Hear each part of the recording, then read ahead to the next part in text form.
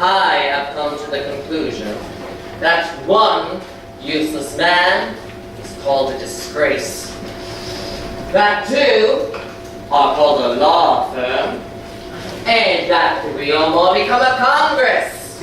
And by God, I have had this Congress. For 10 years, King George has gold, holly, and diddled these colonies with their illegal taxes. Stamp Acts, Townsend Acts, Sugar Acts, Tea Acts.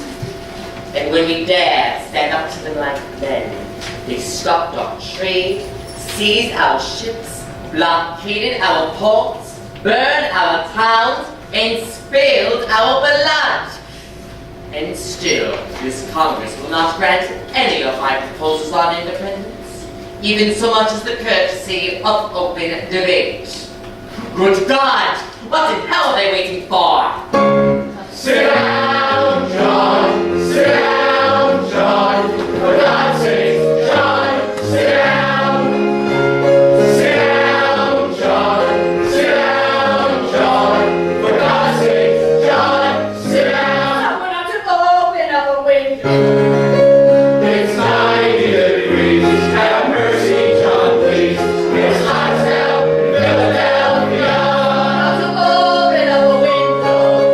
I say, vote yes, vote yes, vote for independence. Open up a window. I say, vote yes, Sit down, John. vote for independence. Someone ought to open up a window. No, no, no, too many flies, too many flies. But it's hot as hell in Philadelphia. Open up a window, can't we compromise here? Vote yes, No, too many flies here. vote yes. Oh, for God's sake, John, sit down. Good God! Consider yourselves fortunate that you have John Adams to abuse. For no sane man would tolerate it. John, you're a bore. We've heard this before. Now, for God's sake, John, sit down. Say vote yes, No. vote yes, No.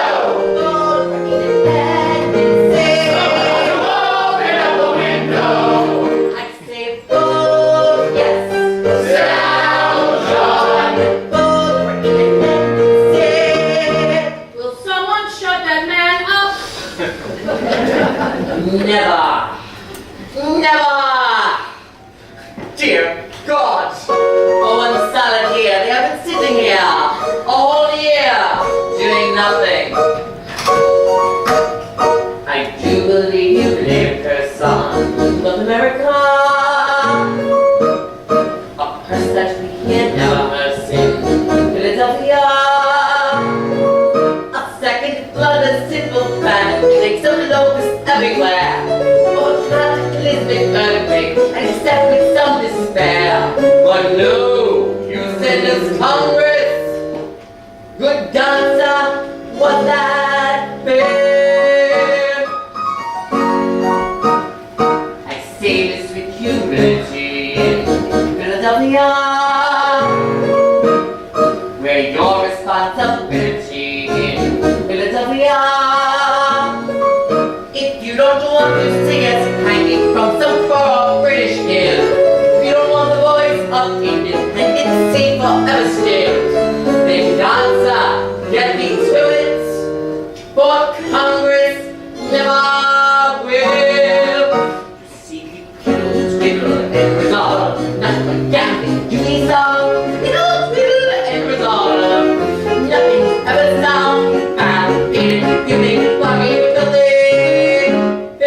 Philadelphia. Someone else to call me out the window.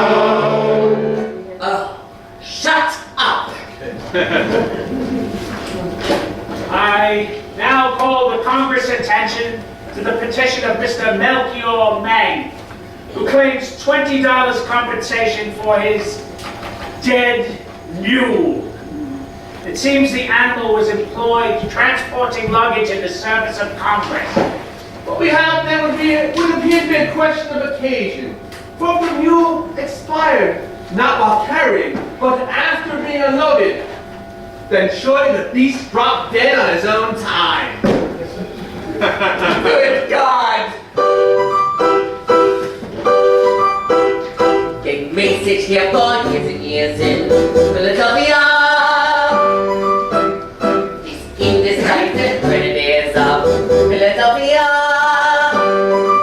They can't agree on what is right and wrong and what is good or bad. I'm convinced the only purpose this Congress ever had was to gather here, basically, to drive John Adams mad. You see, we killed, twiddle, and resolve. That damn thing to be solved. Killed, twiddle, and resolve. Nothing's ever solved. File, feeding, viewing, quiet, building. Philadelphia. John, it's like you carried on. John. Oh, Abigail, I have such a desire to knock heads together. I know, my dearest, I know, but that's because you make everything so complicated. It's all quite simple, really. Just tell Congress to declare independency. The time your name get out of there and hurry home to me.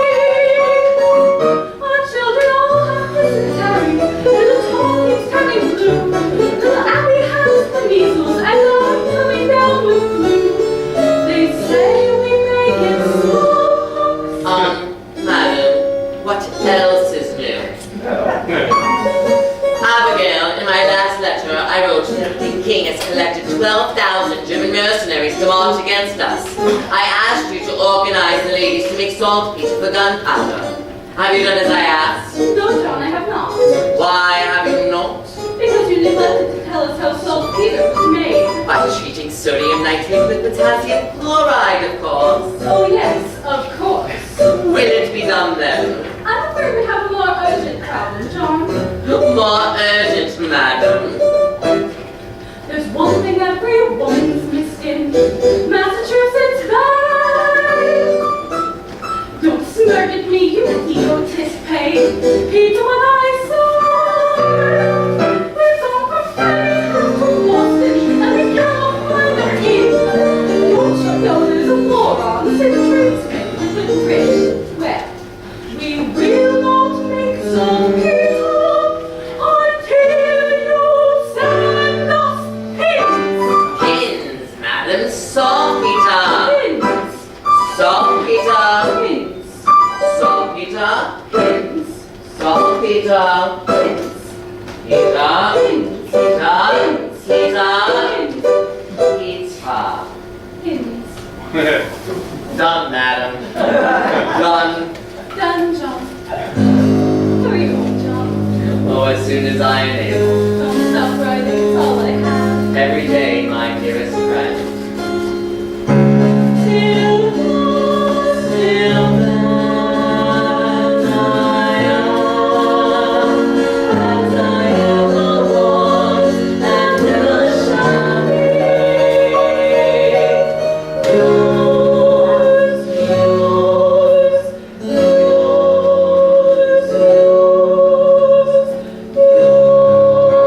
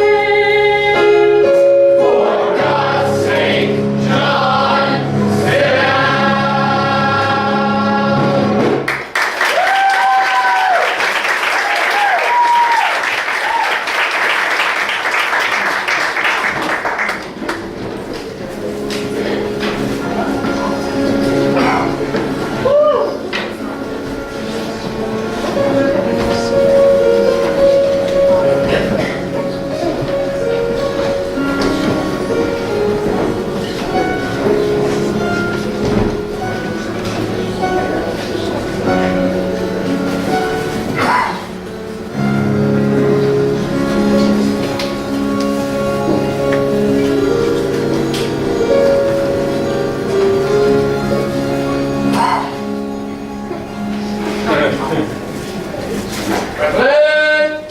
Franklin! Franklin! Where in God's name were you when I needed you last night?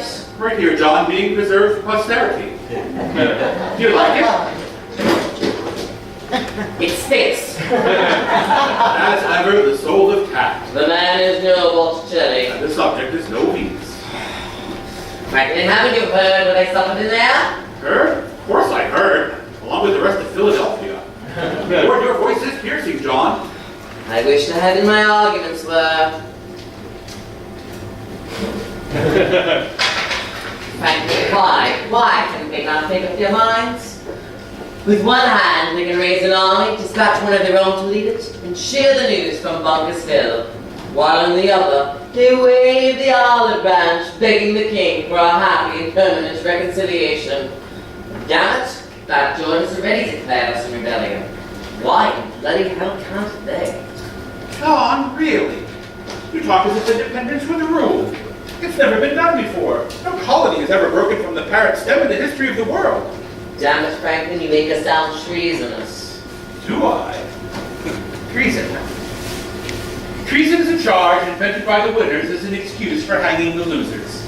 I have more to do than listen to you quote yourself. Oh, that was a new one. Damn it, Franklin, we're at war! To defend ourselves, nothing more. We expressed our displeasure, the English moved against us, and we in turn have resisted. Our congressmen want to effect a reconciliation before it becomes a war. Reconciliation, my ass. The people want independence. People have read Mr. Paine's Common Sense. I doubt very much that Congress has. John, why don't you give it up? Nobody listens to you. You're obnoxious and disliked. I'm not promoting John Adams, I'm promoting independence. Evidently, they cannot help but connect the two. What are you trying to get at? Let someone else in Congress propose. Never! Why? Who did you have in mind? Oh, I don't know. I really haven't given it much thought. You sent for me, Benji! Never! Hello, Johnny! Richard? Richard, John and I need some advice. It's mine to eat, it's yours, you know that. Well, thank you, Richard. Thank you. Now, as you know, the cause that we support has come to a complete standstill. Now, why do you suppose that is? Simple. Johnny here is obnoxious and disliked. Yes, that's true. Now, what's the solution, I wonder? Get someone else in Congress to propose! Richard, that's brilliant. Isn't that brilliant, John? Brilliant.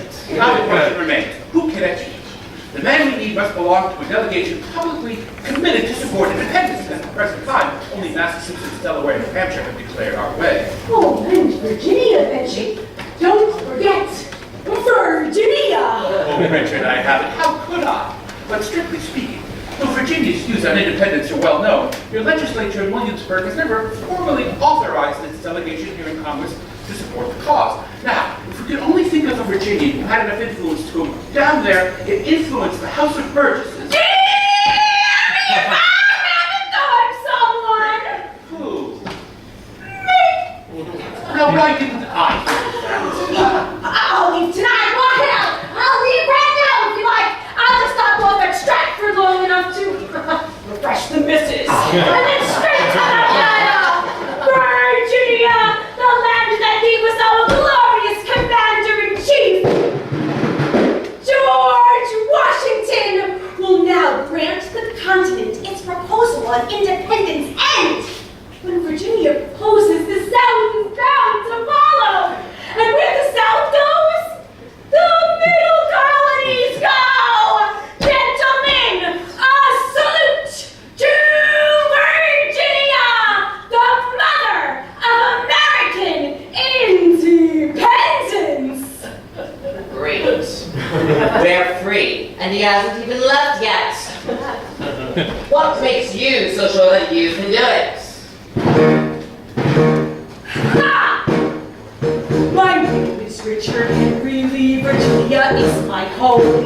My name is Richard Henry Lee. Virginia is my home. And may my horses turn to blue if I can't deliver unto you a resolution on independency. For I am FFV, the first family in the sovereign colony of Virginia. Yes, FFV, the oldest colony in the oldest family in Virginia. And may the British burn my land if I can't deliver to your hand a resolution on independency. You see, it's here, Ali, there, Ali, everywhere, Ali, Ali. Political, Lee, financial, natural, Lee, internal, external, Lee, Lee, FFB, the first family in the southern colony of Virginia. And may my wife refuse my bid if I can't deliver, as I say, a resolution on independency. Spoken modestly, I hope.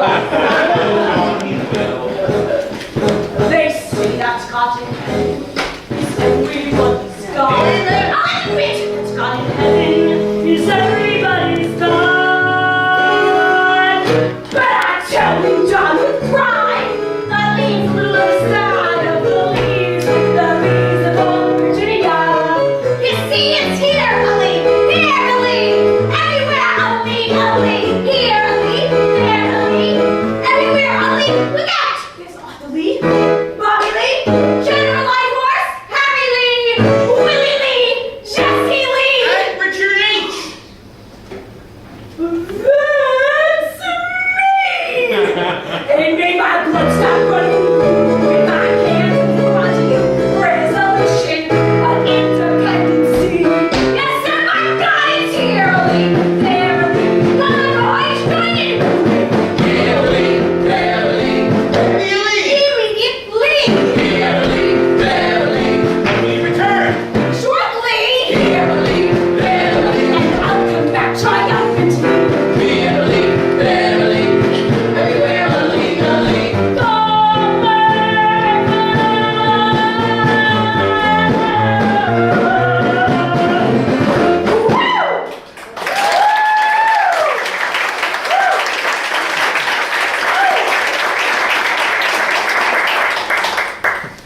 That was the most revolting display I had ever witnessed. They're a warm-blooded people, Virginians. Not him, Franklin, you! You and your infernal mind for deviousness. If you'd come out and ask him straight, he'd be gone half hour ago. Cheer up, John. Once again, our cause is again riding high, sitting straight in the saddle, full gallop for Virginia. And our women are serene, full bosomed, Full bosom. full bosomed, Benji. Everyone a queen. They are ladies, damn it! The ladies of old Virginia. Yes, sir, my God, it's here, Ali, barely. John, she'll climb up it. Barely, barely, everywhere, Ali, Ali.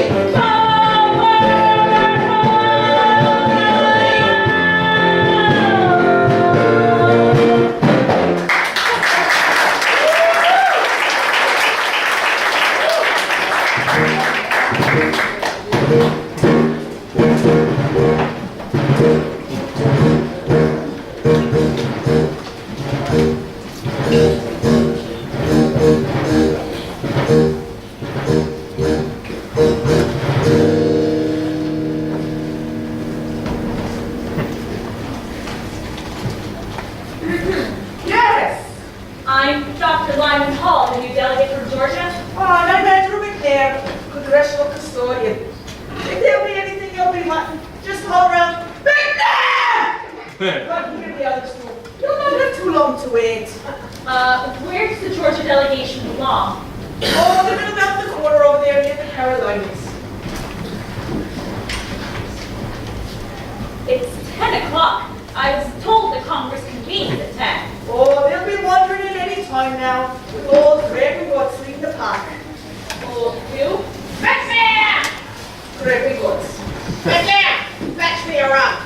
Mr. Hopkins, you'll be pleased to meet Dr. Lyman Hall. I don't need a doctor. New delegate from Georgia. I didn't just say so. Stephen Hopkins, old delegate from Rhode Island. Batman!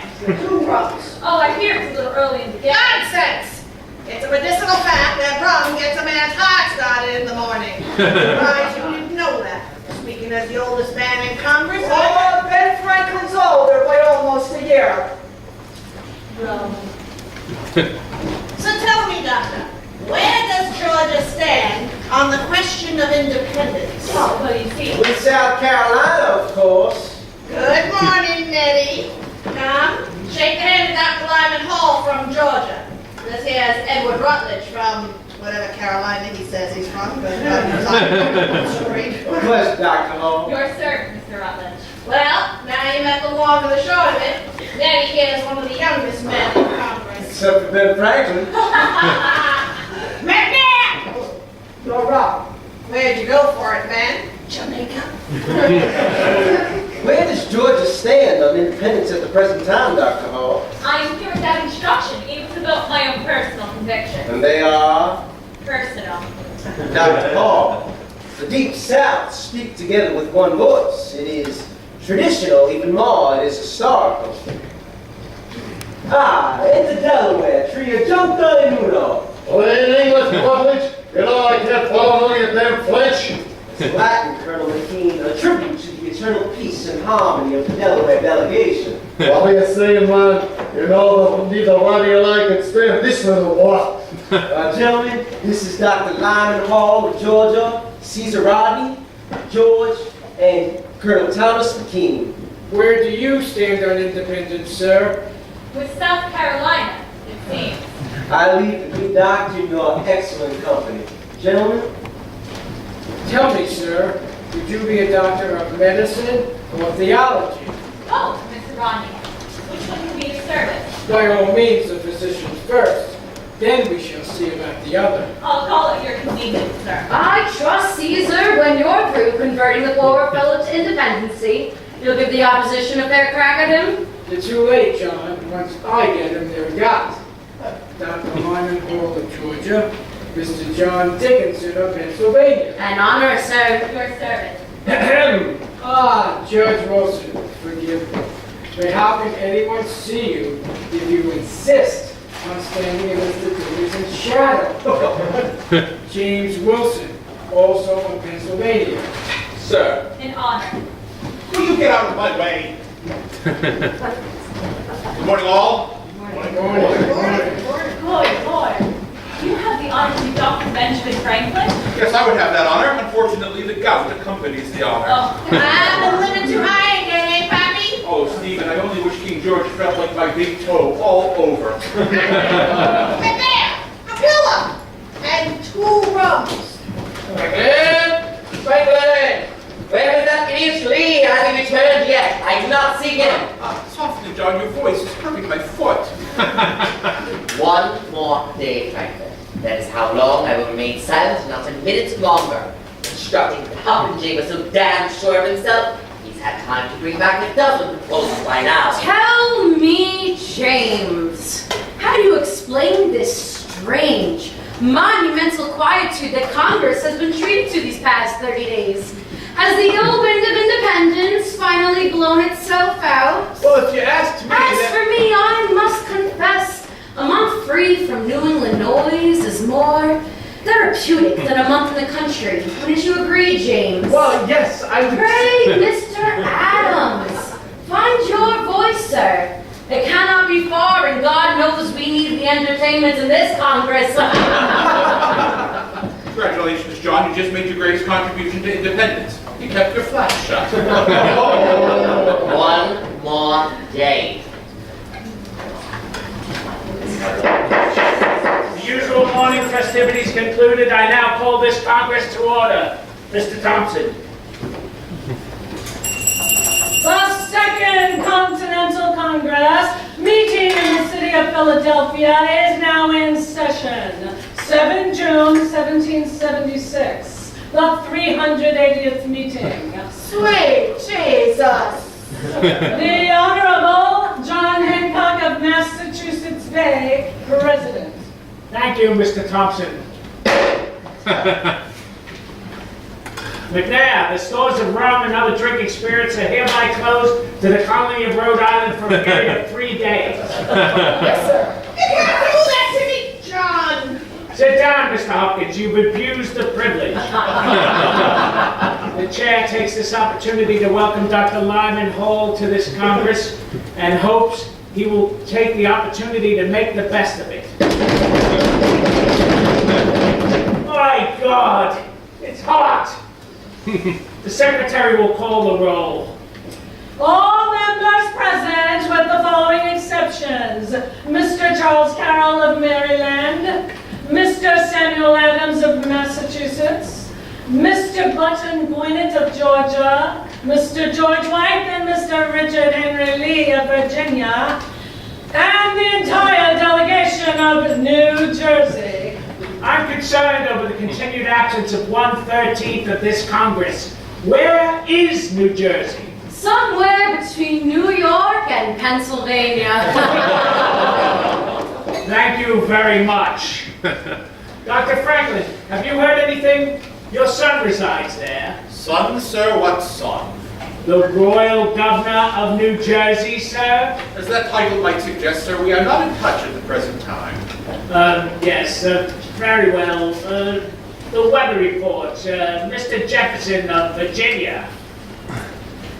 Mr. Jefferson? Present, sir. May we hear about the weather as if it weren't speaking for itself?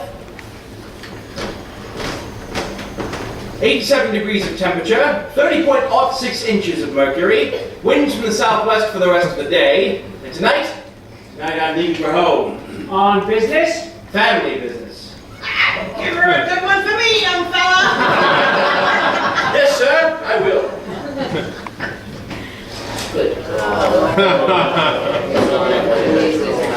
Here we go.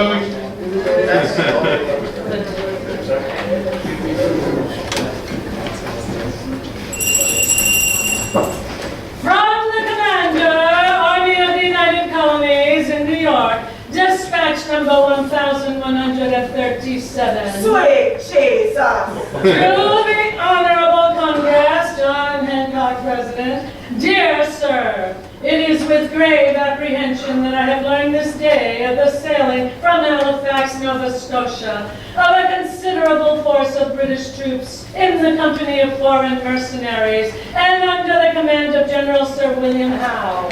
There can be no doubt that their destination is New York, for to take and hold this city and the Hudson Valley beyond would serve to separate New England from the other colonies, permitting both sections to be crushed in turn. Sadly, I see no way of stopping them at the present time, as my army is absolutely falling apart. My military chest is totally exhausted. My commissary general has strained his credit to the last. My quartermaster has no food, no arms, no ammunition, and my troops are in a state of near mutiny. I pray God some relief arrives before the Armada, but fear it will not. Your obedient, G. Washington. Mr. President, Colonel McKee. surely we have managed to promote the glorious men on this continent to head our troops. And these dispatches are the most depressing accumulation of disaster, doom, and despair in the entire annals of military history. And furthermore, Please, Colonel McKee. What? It's too hot. Yes, I suppose it is. General Washington will continue writing his dispatches as he sees fit. Meanwhile, I'm sure we all pray that he finds happier thoughts to convey in the near future. Mr. Thompson, are there any resolutions? Dr. Josiah Bartlett of New Hampshire. Resolved, that for the duration of the present hostilities, the Congress discourage every type of extravagance and dissipation, elaborate funerals, and other expensive diversions, especially all horse racing.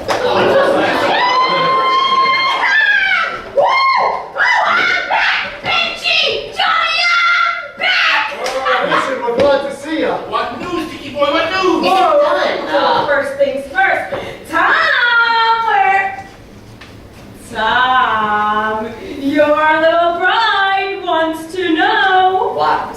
When's he coming home? I leave tonight. Never mind that. It is done. Done. Why, certainly. Mr. President, I have returned from Virginia with the following resolution. Resolved that these here colonies are and of a right ought to be free and independent states, and that all allegiance to the British Crown is and ought to be totally dissolved! Mr. President, I second this proposal. The proposal has been proposed and seconded. The chair will now entertain debate. Mr. President, Pennsylvania moves, as always, that the question of independence be postponed indefinitely. I second the notion. Judge Wilson, in your eagerness to be loved, you seem to have forgotten that Pennsylvania cannot second its own motion. Delaware seconds. You, what, you little weasel? The motion to postpone has been moved and seconded. Mr. Thompson. On the motion to postpone indefinitely the resolution on independence or proceed with the debate, all those in favor of debate say yea. All those for postponement say nay. New Hampshire. New Hampshire, in favor of debates, says yea. New Hampshire say yea. Massachusetts. Massachusetts, having borne the brunt of the king's tyranny, I said tyranny. Massachusetts now and for all time says yay. Massachusetts says yea. Rhode Island. Mr. Hopkins. Where's Rhode Island? Rhode Island is out visiting the necessary. Considering what Rhode Island's consumed, I can't say I'm surprised. Mr. Thompson, we'll come back to him. Rhode Island passes. Connecticut. While Connecticut has, till now, been against this proposal, our legislature has instructed me that in the event it is proposed by any colony outside of New England, that Connecticut could not any longer withhold its support. Connecticut says yea. Connecticut says yea. New York. Mr. Secretary, New York abstains. Courteously. New York abstains. Courteously. New Jersey. Absent, Mr. Secretary. Oh yes, New Jersey is absent. Pennsylvania. Pennsylvania, for the 24th time, says nay. Pennsylvania says nay. Delaware. Delaware, as ever for independence, says yea. Delaware says yea. Maryland. Maryland would welcome independence if it were given, but it is highly skeptical that it can be taken. Maryland says nay. Maryland says nay. Virginia. Virginia, the first colony, says yea!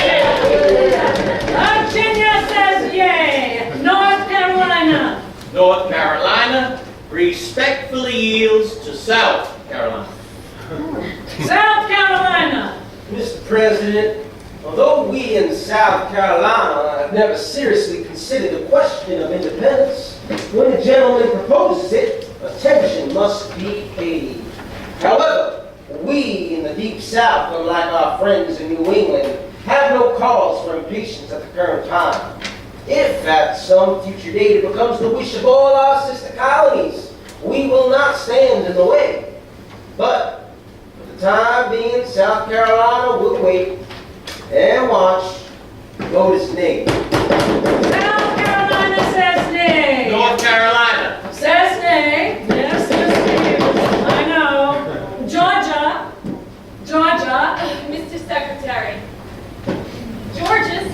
be split right down the middle on this issue. The people are against it, but I'm for it. I'm not certain yet whether representing the people means yielding to their decisions or my own. And until I can figure that out, I should probably lean a little toward their side, so Georgia says nay. Georgia says nay. Rhode Island, second call. Rhode Island. I'm coming, hold your damn horses. We're waiting on you, Mr. Hopkins. Well, that wouldn't kill you. You'd think Congress would have its own piss up. All right, where'd she stand?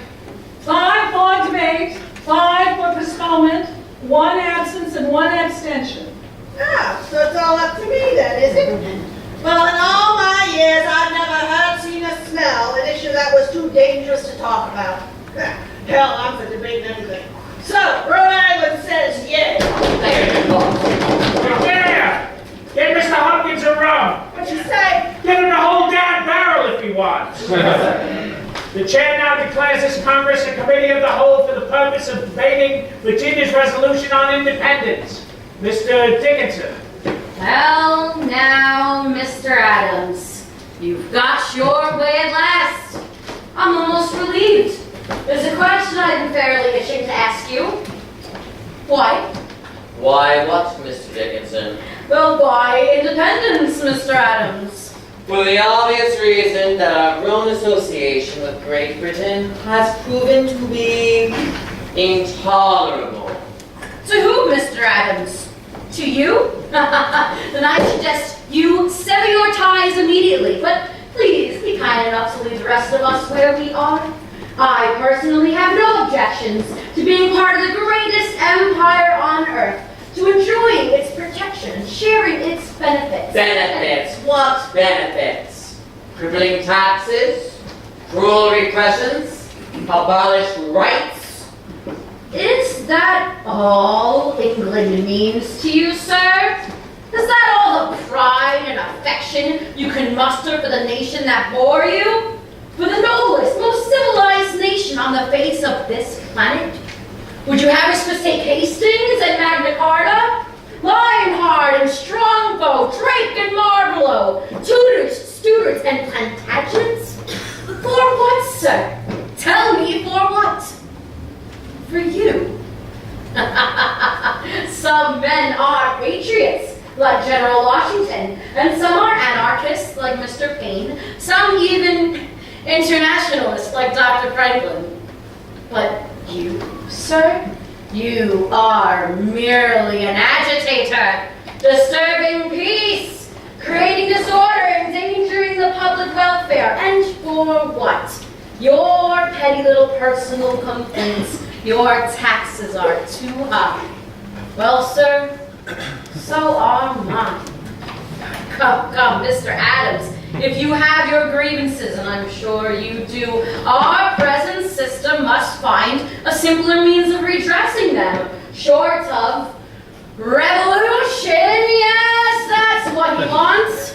Nothing short of it will satisfy him. Violence, rebellion, treason. Now, Mr. Adams, are these the acts of Englishmen? No, Dickinson. Americans. No, sir, Englishmen. Please, Mr. Dickinson, must you start banging? How is a man to sleep? Forgive me, Dr. Franklin, but must you start speaking? How's a man to stay awake? We'll promise to be quiet, sir. I'm sure everyone prefers that you remain asleep. I don't hear myself referred to as an Englishman. I assure you, sir, that I prefer I'd remain asleep. Oh, now, what's so bad about being called an Englishman? The English don't seem to mind. Nor would I if I had the full rights of an Englishman. But to call me one without those rights is like calling an ox a bull. He's grateful for the honor, but would much rather have restored what's rightfully his. When did you first notice they were missing, sir? Fortunately, Dr. Franklin, the people of these colonies maintain a higher regard for their mother country. Higher certainly than she cares for them. Never has the more valuable possession been more stupidly and recklessly managed as this entire continent by the British Crown. Its industry discouraged, its resources pillaged, and worst of all, its very character destroyed. We're a new race, Mr. Dickinson. Rougher, simpler, more violent, more enterprising, less refined. We're a new nationality.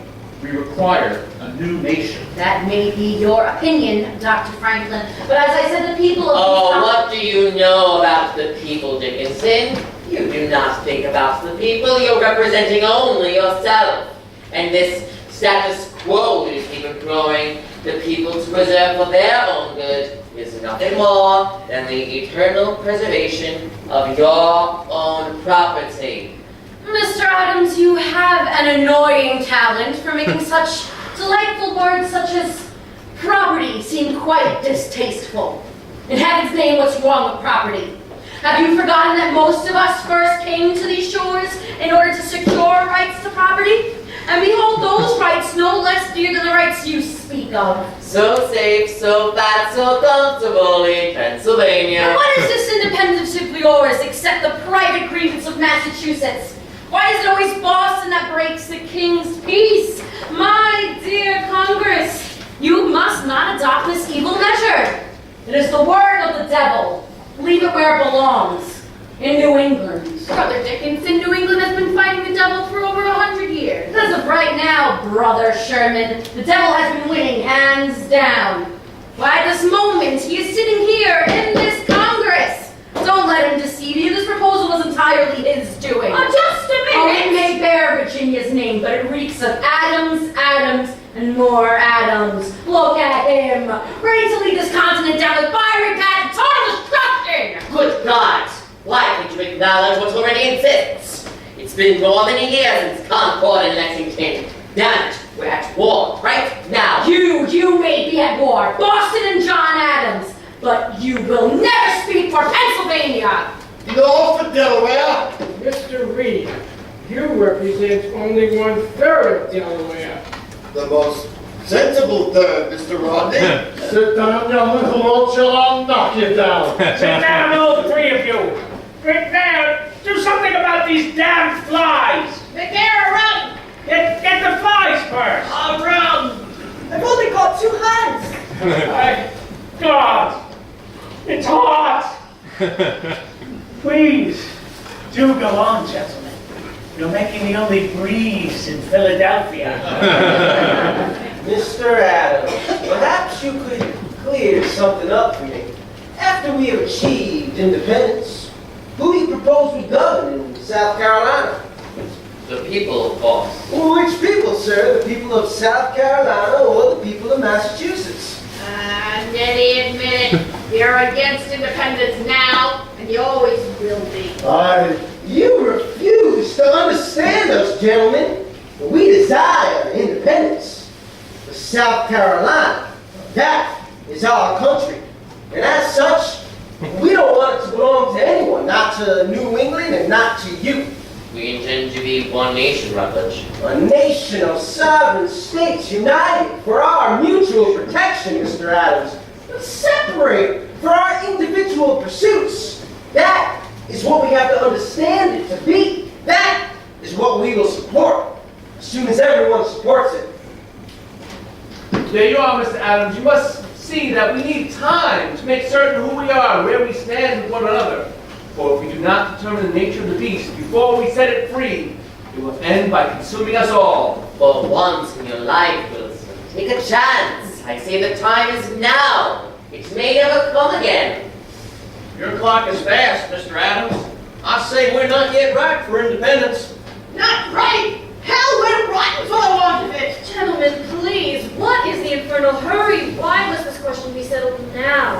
What's wrong with now, Mr. Chase? General Washington is out in the field. If he loses, as it now appears, we'll be inviting the hangman. But if by some miracle we actually win this war, then we can declare anything we damn well please. The sentiments of North Carolina precisely. Has it occurred to either of you that an army needs something to fight for in order to win?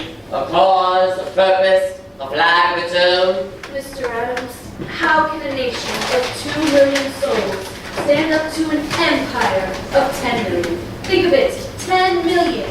How do we compensate for that shortage? Simple, Mr. Chase. Increase and multiply. We will more than compensate. Spirit. I tell you, there is a spirit there among the people that is sadly lacking in this Congress. Spirit. Yes, of course. Why didn't I think of that? No army, no navy, no arms, no ammunition, no treasury, no friends, but bless our soul, spirit. Mr. Lee, Mr. Hopkins, Mr. Rodney, Colonel McKean, Dr. Franklin, why have you joined this incendiary little man, this Boston radical, this agitator, this demagogue, this madman? Are you calling me a bad man? You rebel!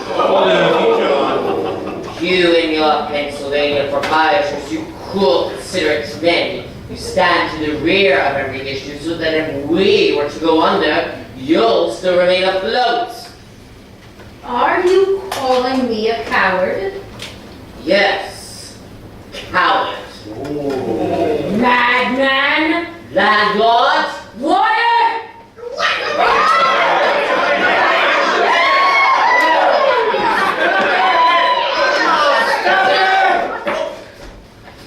This is the Congress. Stop it, I say. The enemy is out there. No, Mr. Rodney, the enemy is here. No. No. I said he's out there. England. England. Closing in. Cutting off already. There's no time. No air. Thomas. Caesar! Caesar! Dr. Hall! Colonel McKean, Aye, it's the council. he should go home. Yes, a man should die in his own bed. John, I'm here, Caesar. I leave you at the fight in Delaware. Forgive me. I'll take you home, Caesar. John, I'll be back within the week. Mr. President, South Carolina calls the question. What's that, Mr. Rutledge? I said, Mr. President, South Carolina wishes to end this debate and calls the question of independence. Delaware second. Gentlemen, please. The question has been called and seconded. Mr. Secretary, you will record the vote. Franklin, do something. Think. I'm thinking, but nothing's coming. All those in favor of the resolution on independence as proposed by the colony of Virginia signify by saying... Mr. Secretary, would you read the resolution again? I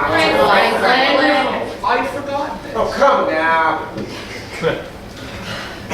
Resolved that these united colonies are and of a right ought to be free and independent. I'm the Reverend John Witherspoon, new delegate from New Jersey. Dr. Franklin, I regret it must be the bearer of unhappy tidings, but your son, the Royal Governor of New Jersey, is taken prisoner and has been moved under guard to the colony of Connecticut for safekeeping. Is he unharmed, sir? When last I heard, yes, he was. Then why the long chase? I hear Connecticut is an excellent location. Tell me, why'd they arrest the little bastard? New Jersey has recalled the old delegation and replaced it with a new one. Quickly, man, where do you stand on independence? Haven't I made that clear? No. I suppose I haven't. Well, that's the reason for the change. We've been instructed to vote for independence. Mr. President, Massachusetts is now ready for that vote on independence and reminds the chair of its privilege to decide all votes that are deadlocked. I won't forget, Mr. Adams. The chair would like to welcome the Reverend Witherspoon and appoint him congressional chaplain if he will accept the post. With much pleasure, sir. Very well. Mr. Thompson, you may now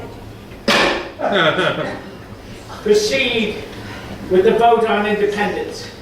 All in favor of the resolution on independence as proposed by the colony of Virginia signify by saying... Mr. President, Pennsylvania moves that any vote in favor of independence must be unanimous. What? I second the notion.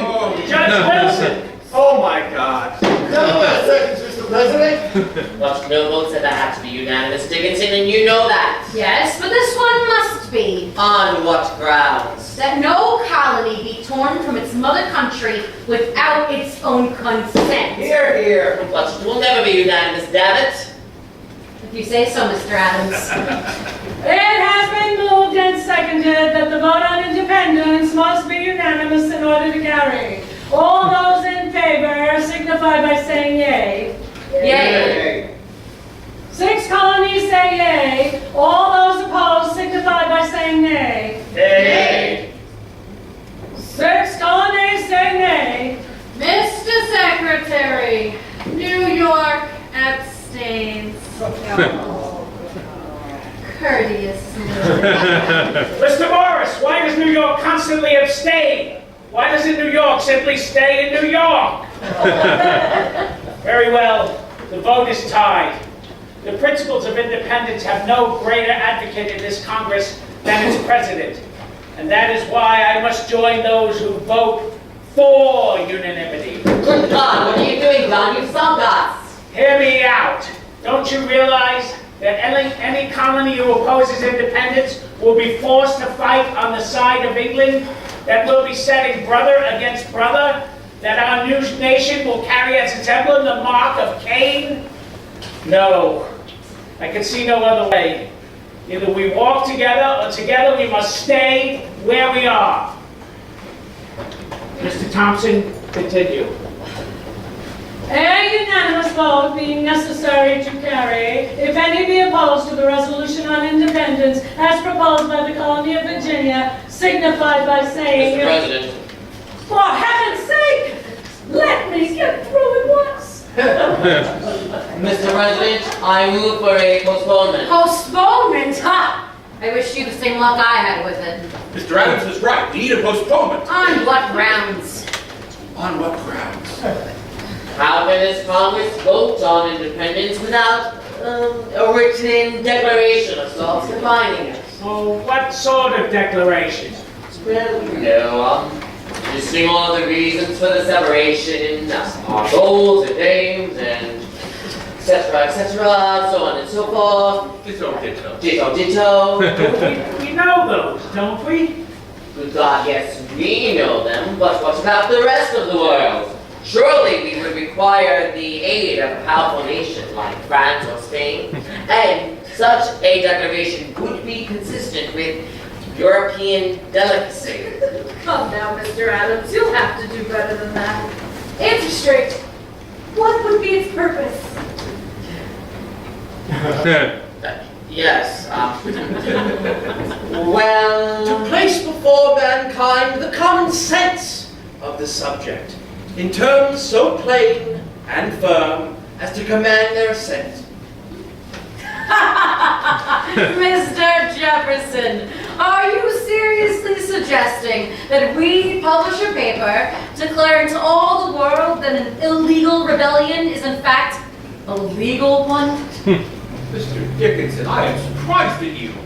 You should know that a rebellion is always legal in the first person, such as our rebellion. It's in the third person, their rebellion, that is illegal. Secretary, I second the motion to postpone the vote on independence for a period of time sufficient for the writing of a declaration. It has been moved and seconded, Mr. Secretary. All those in favor of the motion to postpone signify by saying yea. Yay. 6 colonies say yea. Against? Nay. 6 colonies say nay. Mr. Secretary, New York abstains. Courteously. Mr. Morris, what in hell goes on in New York? I beg your pardon, Mr. President, but the truth of the matter is that our legislature has never sent us explicit instructions on anything. Never? That's impossible. Mr. President, have you ever been to a meeting of the New York legislature? They speak very loud and very fast, and no one listens to a word that anyone else says, and as a result, nothing ever gets done. I beg the Congress's pardon. My sympathies, Mr. Morris. The vote again being tied, the chair decides in favor of the postponement. So ruled. A committee will be formed to manage the declaration. Said document to be written debated and approved by the beginning of July, some 3 weeks hence, at which time Virginia's resolution on independence will finally be voted. Is that clear? Yes. Very well. Will the following gentlemen serve on the Declaration Committee? Dr. Franklin, Mr. John Adams, Mr. Sherman, Mr. Morris, and of course, Mr. Lee. Mr. President, I must be returning to the sovereign country of Virginia, as I have been asked to serve as governor. Therefore, I must decline. Respectfully. Very well, Mr. Lee, you're excused. I suppose we could leave it a four-man committee. Just a moment, Mr. President. This business needs a Virginian, therefore I propose a replacement. Mr. Thomas Jefferson. No, Mr. Adams, no! Very well, Mr. Adams. Mr. Jefferson will serve. I'm going home too, to my wife! Hold the No way! It's been 6 months since I've seen her! Any objections? Yes, I have objections! Lots of objections! So ruled. Congress stands adjourned. All right, gentlemen. Let's get on with it, shall we?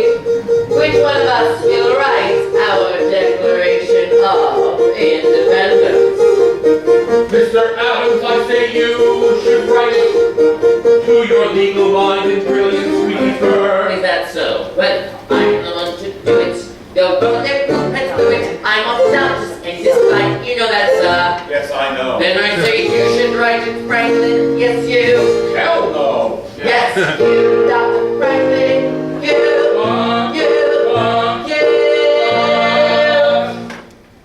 Mr. Adams, but Mr. Adams, the things I write are only like extemporanea. I won't put politics on paper, it's a mania. So I refuse to use the pen in Pennsylvania. Pennsylvania, Pennsylvania, refuse to use the pen.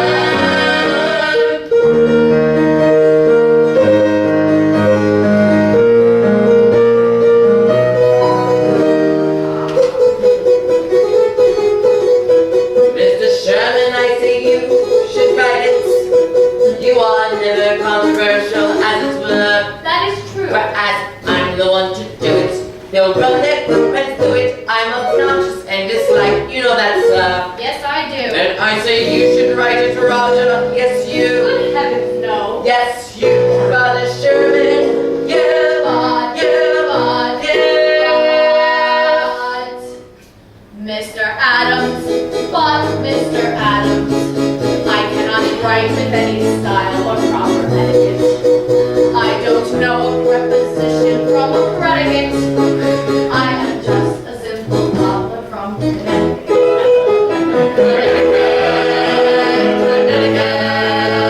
A simple gobbler.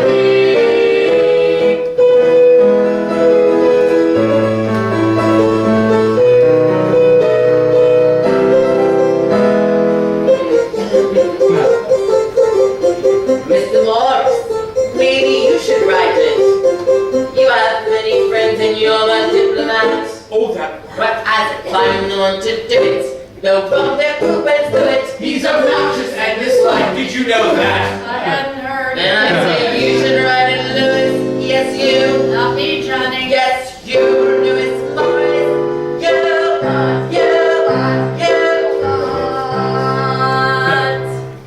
Mr. Adams, dear Mr. Adams, I've been presented with the news on my bookstore, so I am going home to celebrate and pop the cork with all the Morrises together back in New York.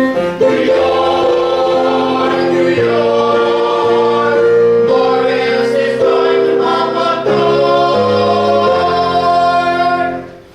Mr. Adams, leave me alone.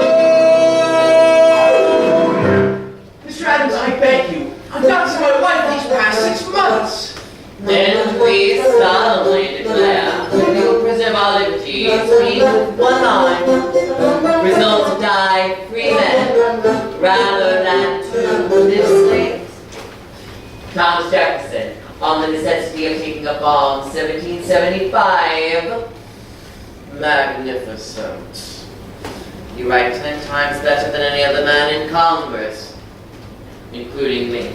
For a man of only 33, you have a remarkable talent for composition and a happy felicity of expression. Now then, sir, will you be a favorite? Or a lover? A lover! No, But I'm good, Mr. A. so do I, Mr. J. You? You do? Sure. Who'd have thought? Mr. Jefferson, dear Mr. Jefferson, I'm only 41, I still have my virility. And I can romp through Cupid's bow with great agility. But life is more than sexual combustibility. Possibility, possibility,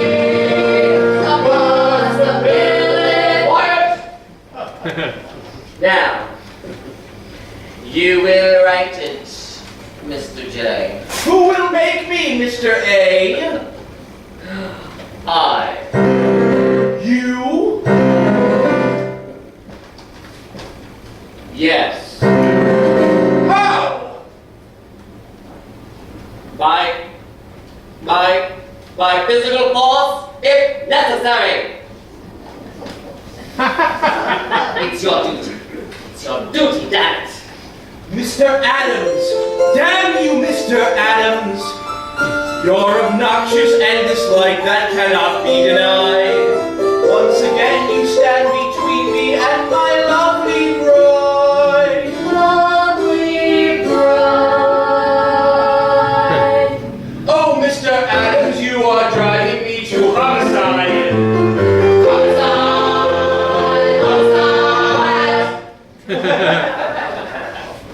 The choice is yours, Mr. Jefferson. Do as you like with it. We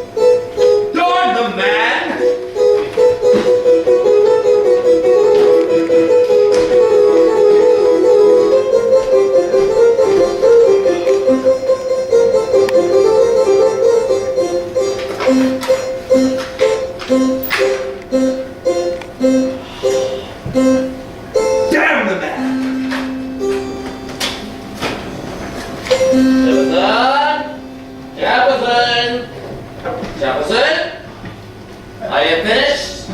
It's been a whole week. Is it done? Can I see it?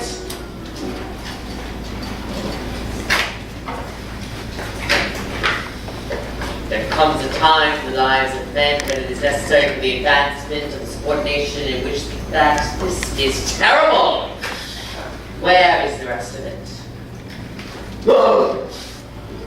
Do you mean to say it's not finished? No, sir, I mean to say that it's not begun. Good God. A whole week? The entire Earth was created in a week. Someday you must tell me how you did it. Disgusting. Look at him, Franklin, Virginia's most famous lover. Virginia abstains. Cheer up, Jefferson. It will turn out right, I promise you. Get out of these dumps. Now get back to work. Franklin, tell him to get back to work. He's asleep. I can tell him to get back to work. Hello, and whose little girl are you?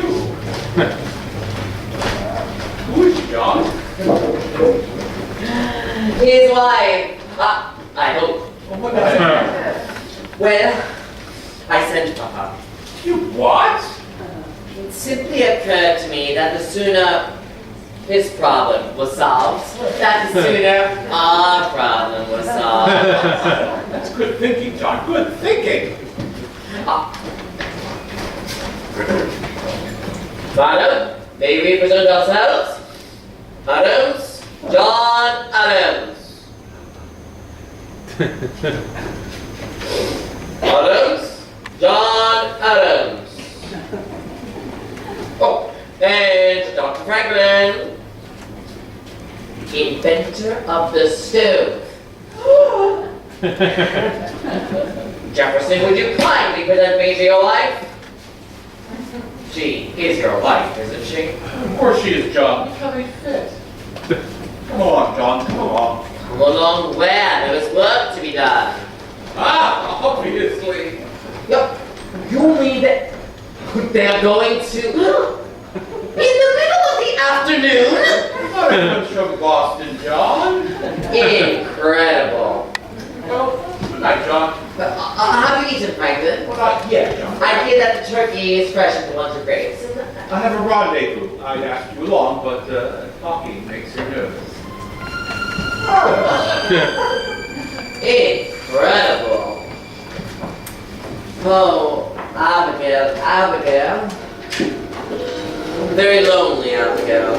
Oh, John, as long as you were sending for wives, why didn't you send for your own? Don't be unreasonable, Abigail. Now I'm unreasonable. You must add that to your list. Yes. The catalogue of my thoughts you included in your last letter. They were fondly intended, madam. That I played cards badly. A compliment. That my posture is crooked. An endearment. That I read, write, and think too much. An irony. That I pigeon-toed. Well, there you have me, Abigail. I'm afraid you are pigeon-toed. Come to Philadelphia, Abigail. Please come.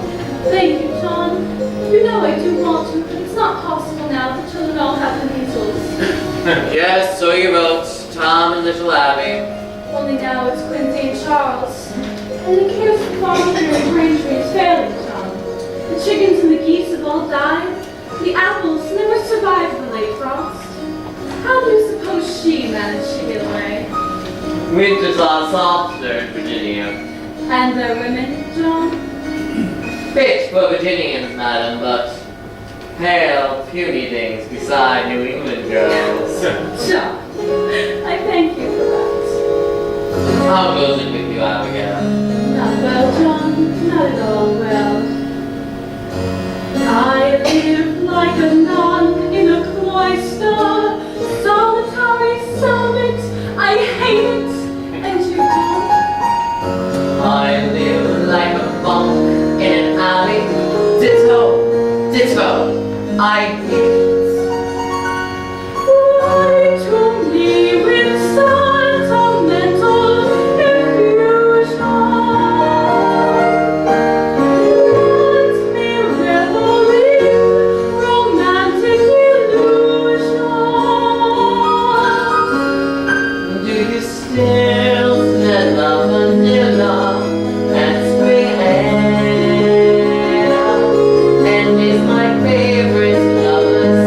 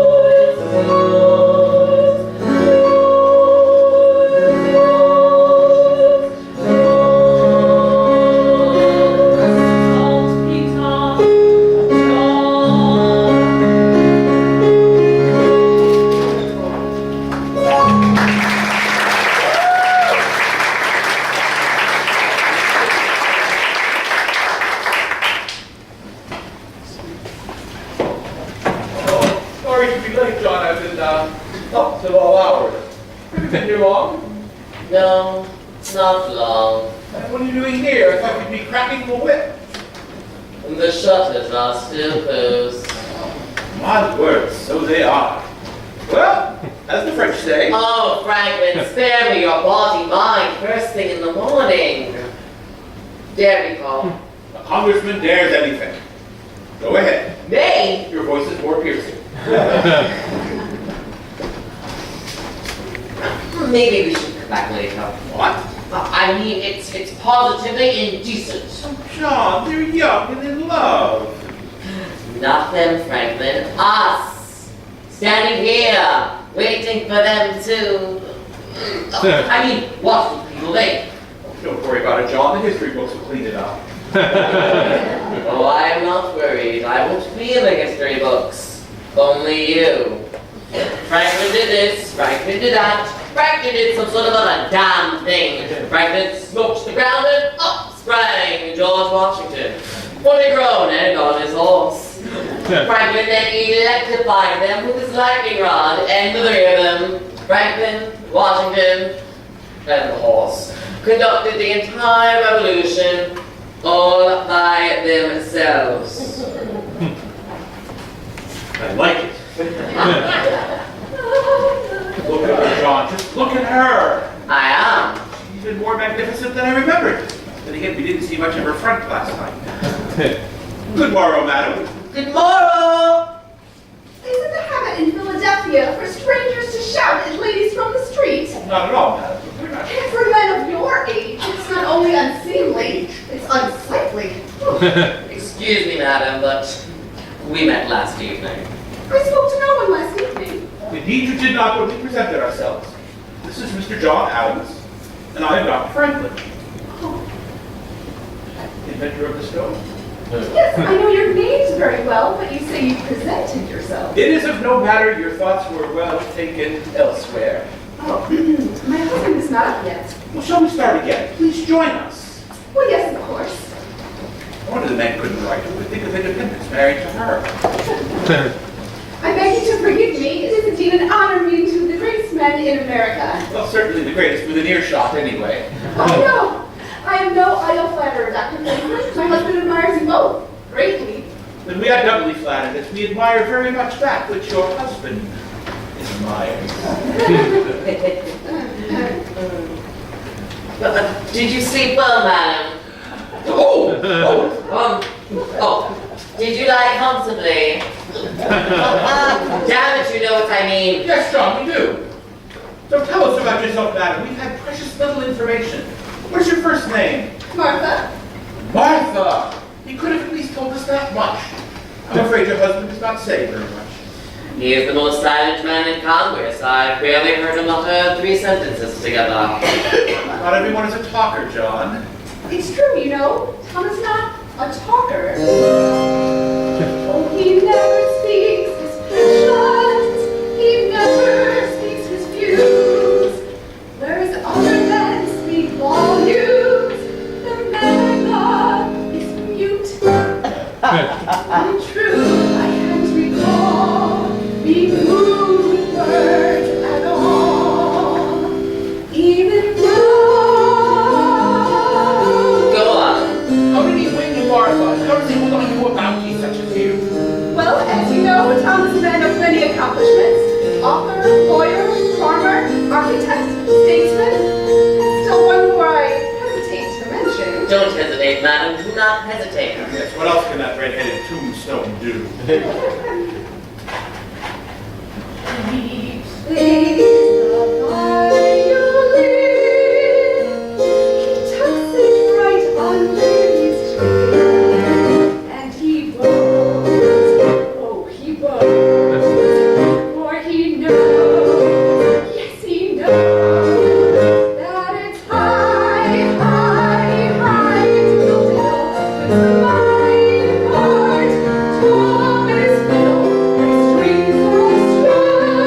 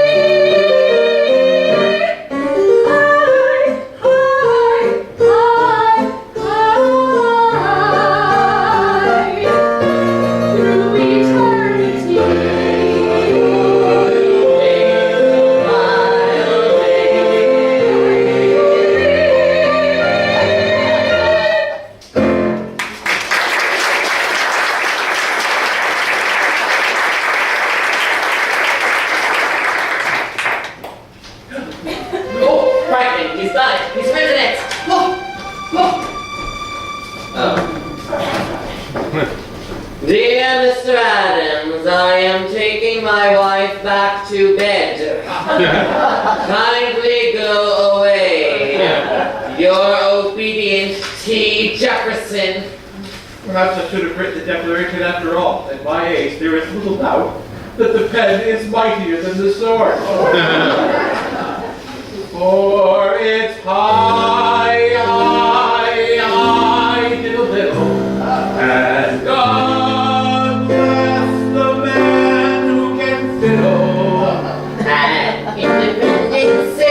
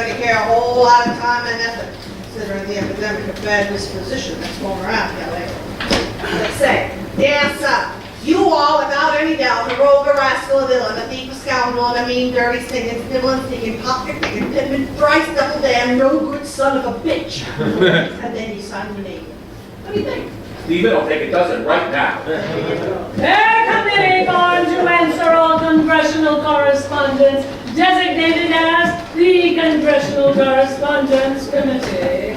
Franklin, that is enough socializing. Come along, there is work to be done. Good morning, John. What? Oh. Good morning. Good morning. Now then, let's get to it. Let's get to what? Unanimity, of course. Look at that board. 6 days to win over and then some more in a week. A committee formed to consider the problem of counterfeit money, designated as the Counterfeit Money Committee. All right, where do we start? Maryland. It's a sad thing to find her on the wrong side after all of this time. Any news on Rodney? McKee is back. Thomas. A committee formed to study the causes of our military defeat in Canada, designated as the Military Defeat Committee. How did you leave Caesar? Is he still alive? Aye, but the journey to Dover was fearful hard on him. He never complained, but I could see the poor man was suffering. But you got him safely home. Aye, I did. But I doubt he'll ever set foot out of it again. That leaves you and Reed split down the middle. Will he come over? I don't know. These are stubborn little snot. Then work on him. Keep at it until you wear him down. Well, John, face facts, will you? If we're only Reed standing in the way, it wouldn't be so bad. Well, look for yourself, man. Pennsylvania, Maryland, the entire South. It's impossible. It's impossible if we all stand around here complaining about it.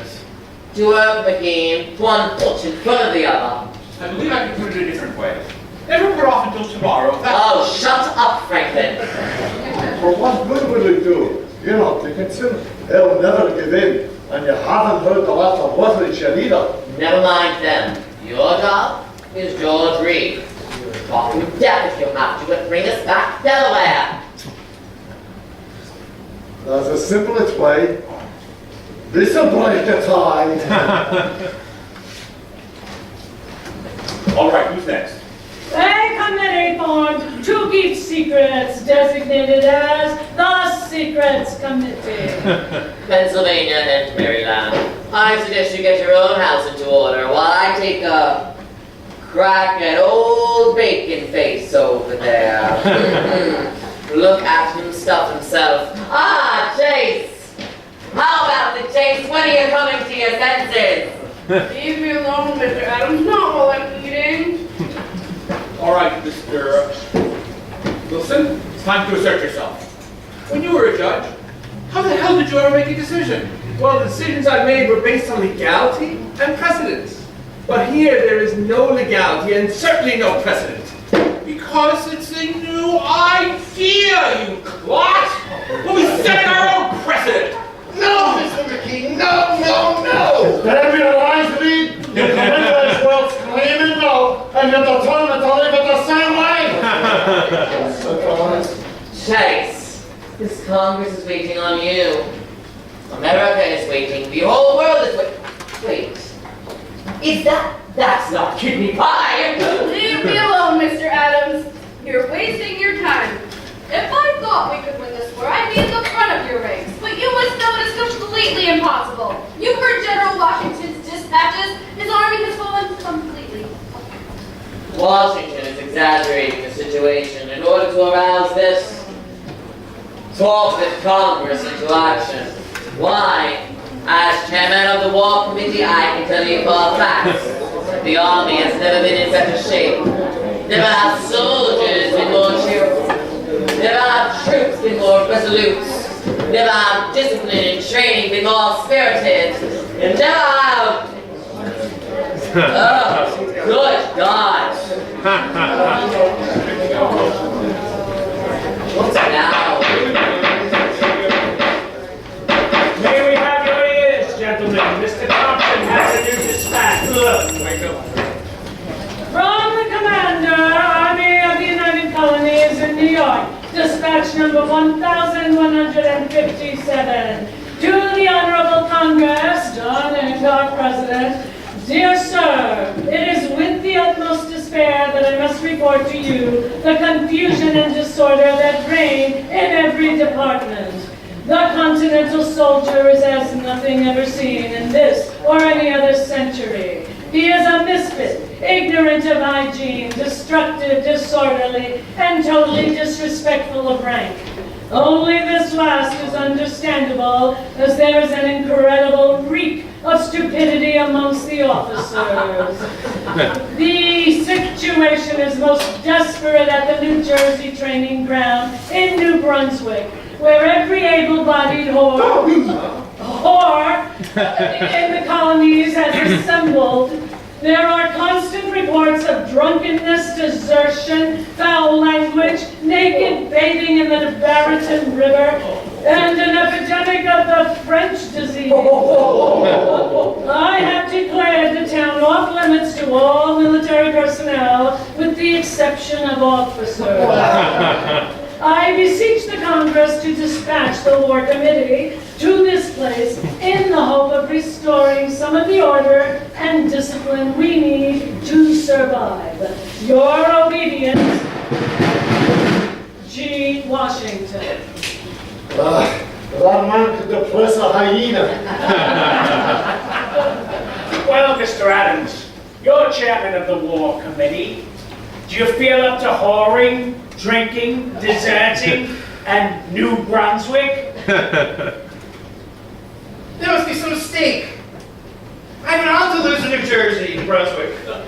You must tell her to keep up the good work. Come, Mr. Adams, you must see that it is hopeless. Let us recall General Washington and disband the Continental Army before we are overwhelmed. Oh yes, the English would like that, wouldn't they? Why not ask them yourself? They ought to be here any minute.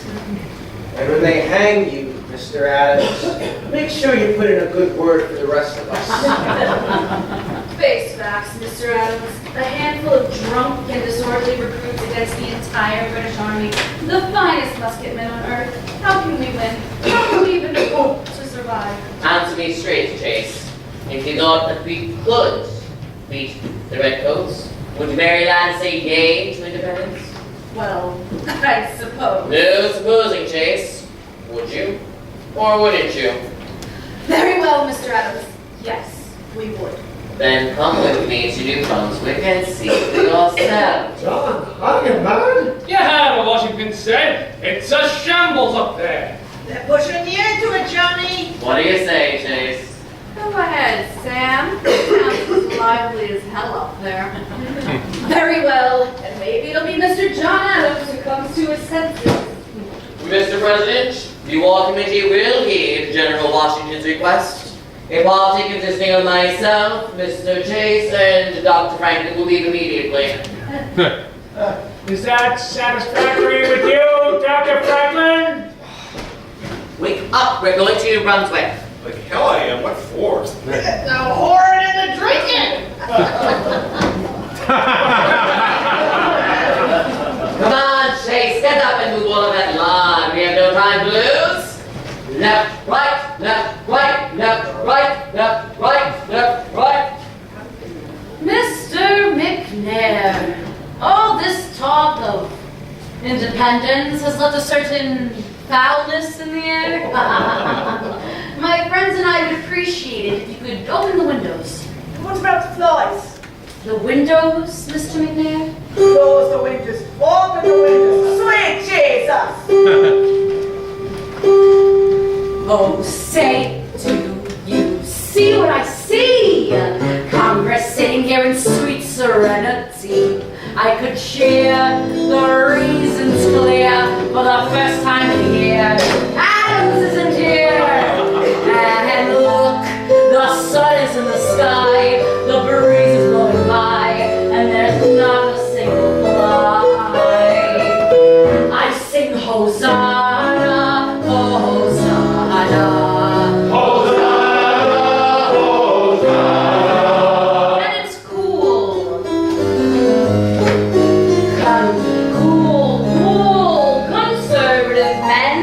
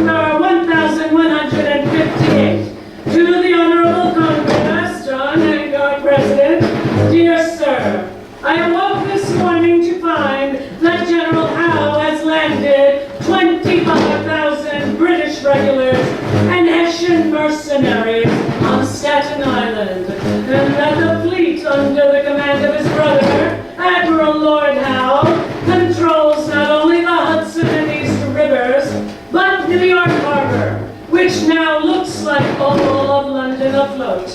I can no longer in good conscience withhold from the Congress my certainty that the British military object at this time is Philadelphia. Happy should I be if I could see the means of preventing them, but at present I confess I do not. Oh, how I wish I had never seen the Continental Army. I would have done better to retire to the back country and live in a wigwam. Your obedience, G. Washington. What we do actually. We never ever go off half-cocked. Why begin till we know that we can win?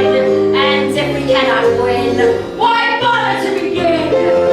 See, this game's not of our choosing. Why should we risk losing?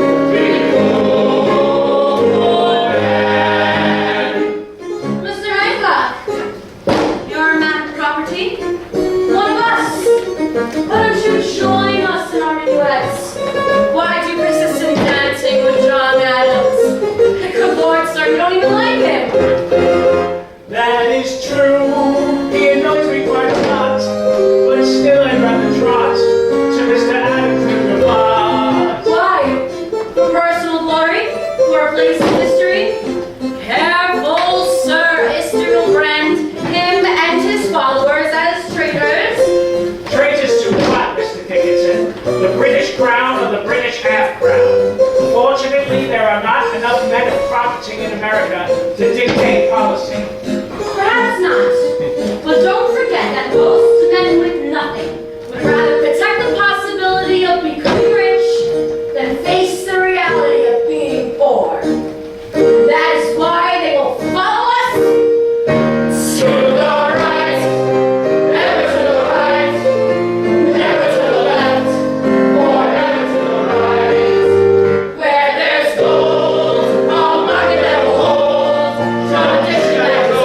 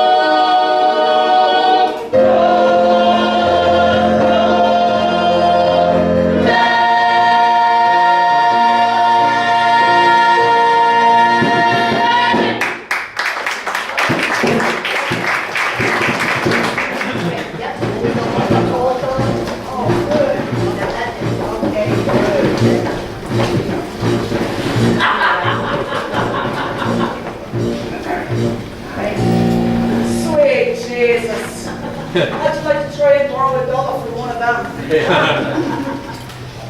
Want another rum, General? General? Lord, I'm even a corporal. What's the army know anyway? Generals, it's too damn hot to work. Have a seat, Bobby. So, what's it like out there? You probably know more than me. Oh, sick in here? This is the last place you find out anything. Oh, they're good ones for sending others out to get killed, but you don't see them going out, don't you know? Hey, who says here? Caesar Rodney, Delaware. Where you from, General? Watertown. Where's that? Oh, Massachusetts. Ah, well, then you belong right here. Be careful. There's something about that chair that makes them out awful noisy. You see any fighting, General? Sure did. I see my two best friends get shot dead on the very same day. Right on the village green it was, too. And when they didn't come home for supper, their mom must have been out looking for them. Miss Lowell, she found Timothy right off. While Miss Pickett, she looked near half the night because he'd gone and crawled off the green before he died. Mama, hey mama, come for me. I'm here in the meadow by the red tree. Mama, hey mama, look sharp, here I be. Hey, hey, mama, look sharp. Then soldiers they fired, oh my, did we run? But then we turned round and the battle begun. Then I went under, oh my, am I done? Hey, hey, mama, look sharp.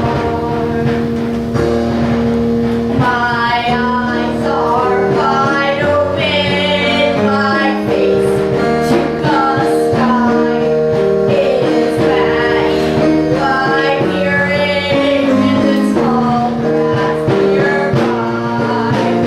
Mama, come find me before I die. Hey, hey, oh mama, look sharp. Close your eyes, please. Their eyes I cannot see, and the very eyes I can leave, but leave a little tree.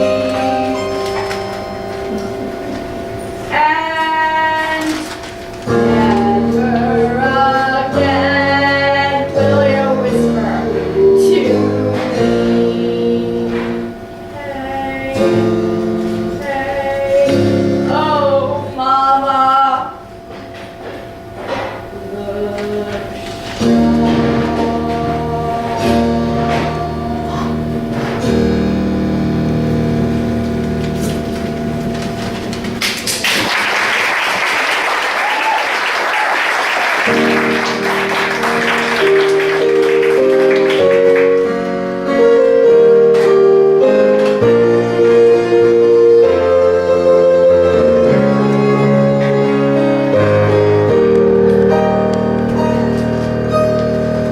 The Secretary will now read the report of the Declaration Committee. A declaration by the representatives of the United States of America in General Congress assembled. When in the course of human events it becomes necessary for one people to dissolve the political bands which have connected them with another, and to assume among the powers of the earth the separate and equal station to which the laws of nature and of nature's God entitle them, a decent respect to the opinions of mankind requires that they should declare the causes which impel them to the separation. We hold these truths to be self-evident, that all men are created equal, that they are endowed by their Creator with certain inalienable rights. Jefferson! Jefferson, we're back! And we've got Maryland! That is, we will. Once Case gets through telling the Maryland Assembly what we saw in New Brunswick. He's in Annapolis right now describing a ragtag collection of provincial militiamen who couldn't train together, march together, or drill together. But when a flock of ducks flew by and they saw their first dinner in 3 full days, sweet Jesus, could they keep together? It was a slaughter! They're reading the Declaration. What? How far have they got? Independent of and superior to the civil power. Oh, Yes. well, there is nothing to fear. It's a masterpiece. I am to be congratulated. You?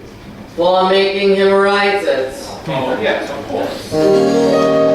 It's a masterpiece, I say. They will cheer every word, every letter. I wish I felt that way. I believe I can put it better. Now then again, there's friend to friend, our declaration committed be. For us I see immortality in Philadelphia City. A farmer, a lawyer, and a sage, a bit gouty in the leg. You know it's quite bizarre to think that here we are playing midwives to an egg. Egg? What egg? America, the birth of a new nation. If only we could be sure what kind of a bird it's going to be. Hans got a point. What sort of bird should we choose as the symbol of our new America? The eagle. The dove. The turkey. The eagle. The dove. The eagle. The eagle. The turkey. The eagle is a majestic bird. The eagle is a scavenger, a thief, and a coward, and a symbol of more than 10 centuries of European mischief. And the turkey. Truly noble bird, source of sustenance for our settlers, native of America, and a terribly brave fellow who would not even flinch at attacking an entire regiment of English single-handedly. Therefore, the national bird of America shall be The eagle. Chirp, chirp. Other English speaking home, waiting for the chirp, chirp, chirp. On this humid Monday morning in this congressional incubator. God knows the temperature's hot enough at the stove, let alone an egg. We're waiting for the scratch, scratch, scratch of that tiny little fellow. Waiting for the egg to hatch on this humid Monday morning in this congressional incubator. God knows the temperature's hot enough at the stove. But will it hatch an egg? This declaration is going to be a triumph, I tell you, a triumph. If I was ever sure of anything, I am sure of that. A triumph. And if it is not, we still have 4 days or so to think of something else.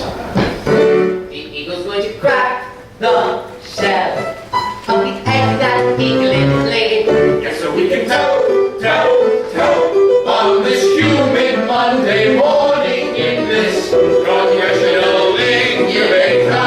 And just as Tom here is written, though the shell may belong to Great Britain, the eagle inside belongs to us. And just as Tom here is written, we say to hell with Great Britain, the eagle inside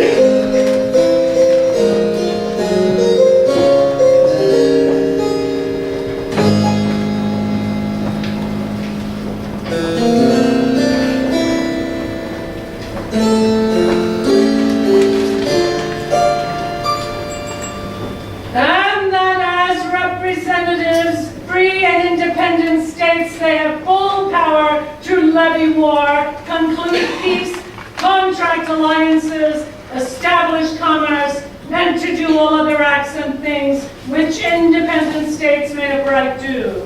And for the support of this declaration, we mutually pledge to each other our lives, our fortunes, and our sacred honor. Very well. Thank you, Mr. Thompson. The Congress has heard the report of the Declaration Committee. Are there any who wish to offer amendments, deletions, or alterations to the Declaration? Yes, Mr. President. Gentlemen, please. McNair, you better open up a window. Yes, sir. Colonel McKee, I saw your hand first. Thank you, Mr. President. Tom, the bonny paper you've written there, but somewhere in it you mentioned Scottish and other mercenaries out to destroy us. Scottish town? It is in reference to a Highland regiment that stood against us in Boston. Ah, it must have been Germans out to disguise themselves for being there. I asked that the word be removed in order to avoid giving offense to a good people. Mr. Jefferson? The Reverend Witherspoon. Mr. Jefferson, nowhere do you mention the Supreme Being. Surely an oversight. Perhaps when we expect to achieve victory without his help. Therefore, I must humbly suggest the following addition to your final sentence. With a firm alliance on the protection of divine providence.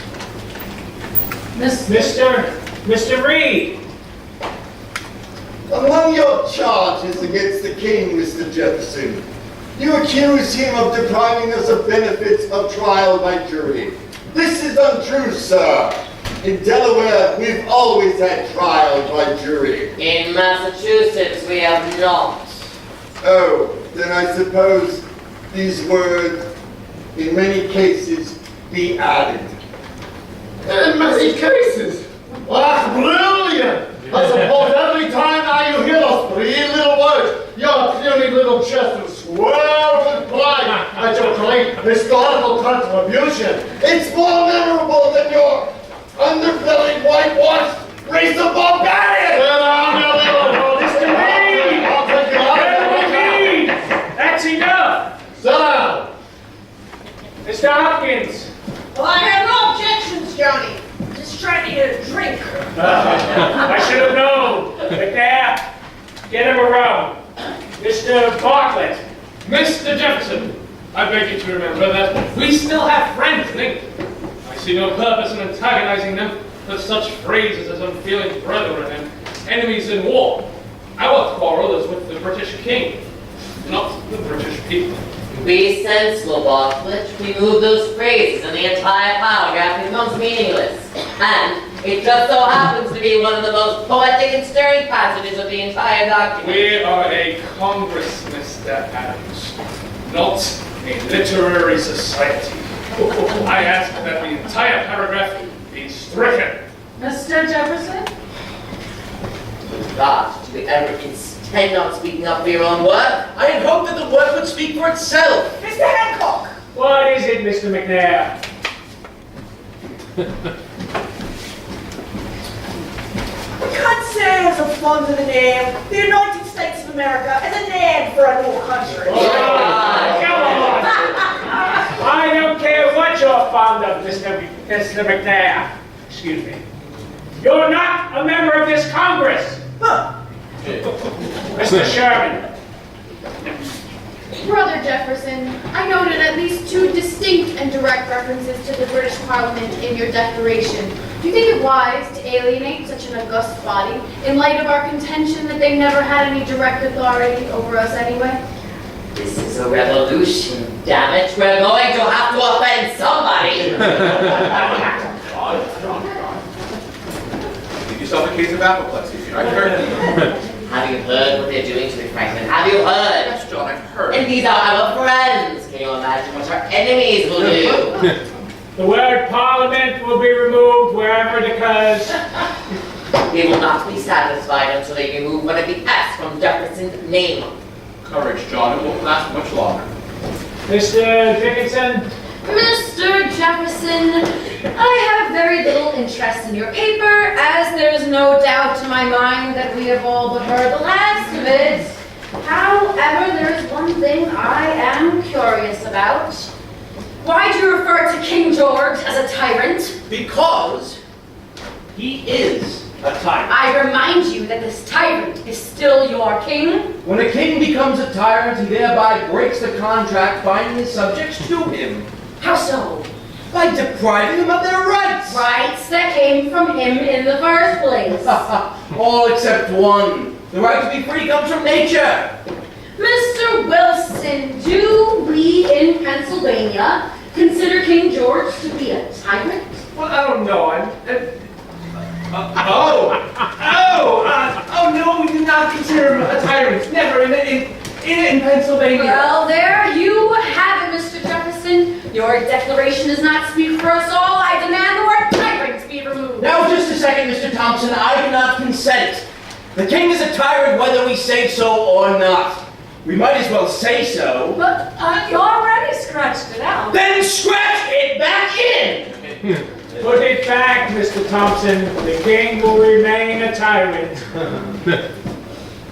Mr. Hughes. Mr. Jefferson, nowhere do you mention deep-sea fishing rights. Fishing rights. How much longer must this piddling go on? We have been sitting here for 3 full days. We have endured, to my count, 85 separate changes and the removal of close to 400 words. Would you rip it and feed it until you break its spirit? I tell you, this document is a masterful expression of the American mind. If there are no more changes, then you can Just a assume... moment, Mr. President. Look out.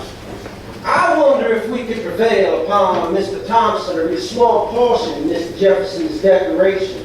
The part beginning, he has waged cruel war. Mr. Thompson? He has affected, he has combined, he has abdicated, he has plundered, he has constrained, he has excited, he has incited, he has waged cruel war. Ah, here it is. He has waged cruel war against human nature itself, in the persons of a distant people who never offended him, captivating and carrying them into slavery in another hemisphere. Determined to keep open a market where men should be bought and sold, he has prostituted... That should suffice, Mr. Thompson. I thank you. Mr. Jefferson, I can't quite make out what it is you're talking about. Slavery, Mr. Rutledge. Ah, yes. You refer to us as slaves to the king. Oh, no, sir. I'm referring to our slaves. Black slaves. Ah, black slaves. Well, why didn't you say so, sir? Were you trying to hide your meaning? Oh, no, sir. Just another literary license, then. If you like. I don't like it one bit, sir.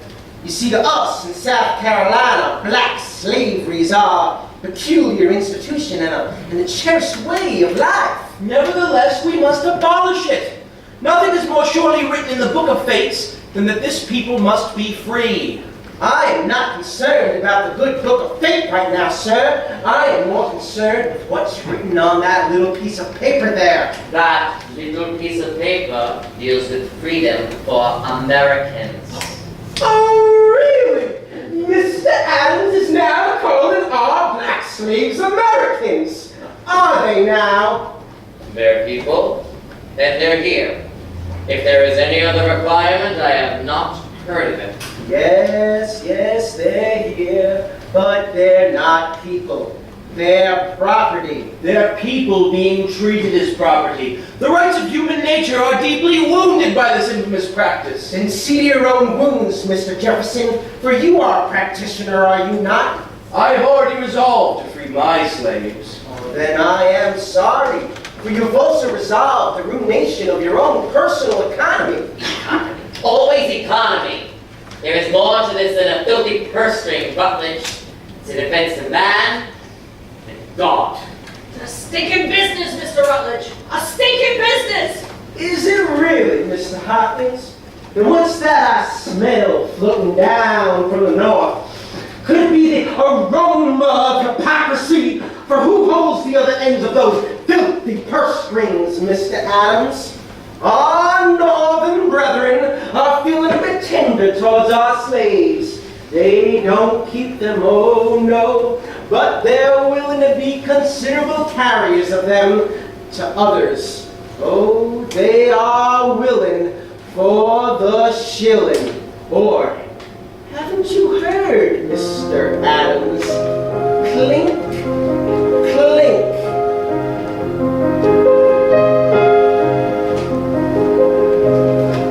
Molasses to rum to slaves.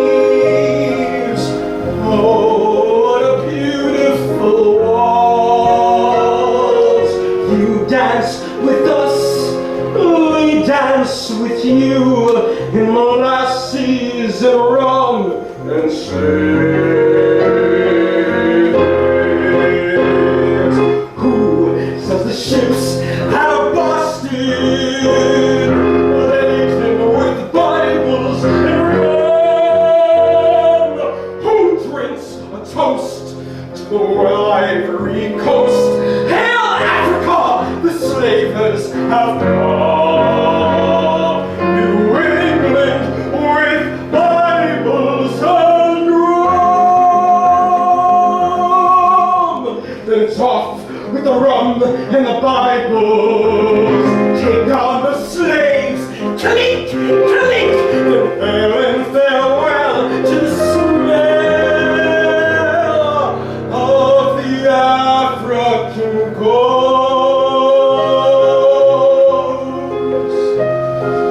Molasses to rum to slaves. 'Tisn't tomorrow, 'tis money that saves.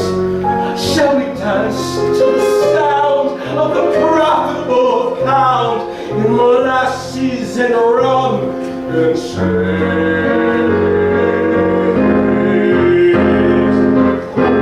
Says the ships had a guinea, laden with Bibles and slaves. 'Tis Boston can boast to the Ivory Coast. Jamaica we run with the crave. Antigua, Barbados, we bring Bibles and slaves. Oh, gentlemen, you mustn't think our northern friends merely see our slaves as figures on a ledger. Oh no, they see them as figures on the block. Notice the faces at the auctions, gentlemen. White faces on the African wharves. Put them in the ships! Cram them in the ships! Stuff them in the ships! Hurry, gentlemen! Let the auction begin!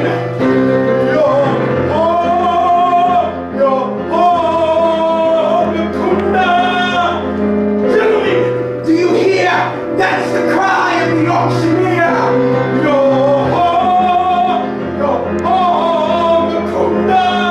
Slaves! Black gold!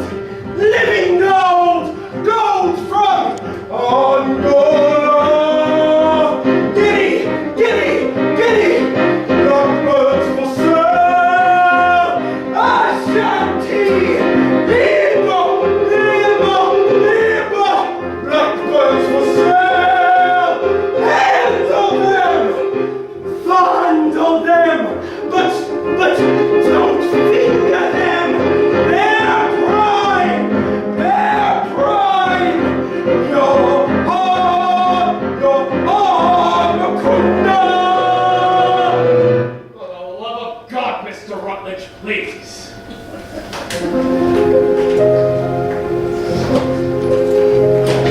Molasses to rum the slaves.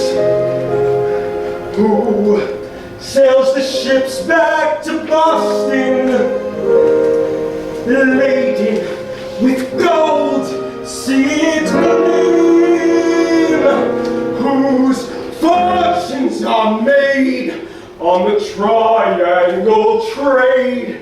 Hail slavery, the New England dream.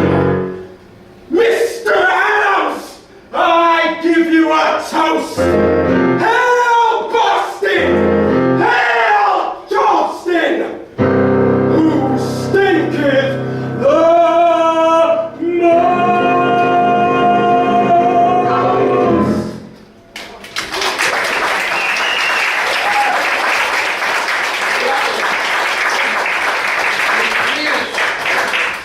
Dr. Hall. Don't worry, they'll be back. Aye, the vault is down. It's done. Adams, Franklin, I've done it, and the whole Maryland Assembly's approved it. I told them about one of the greatest military engagements in history. I got the flock of... What's wrong? I thought... You'll have to forgive them, Mr. Chase. They just suffered a slight setback.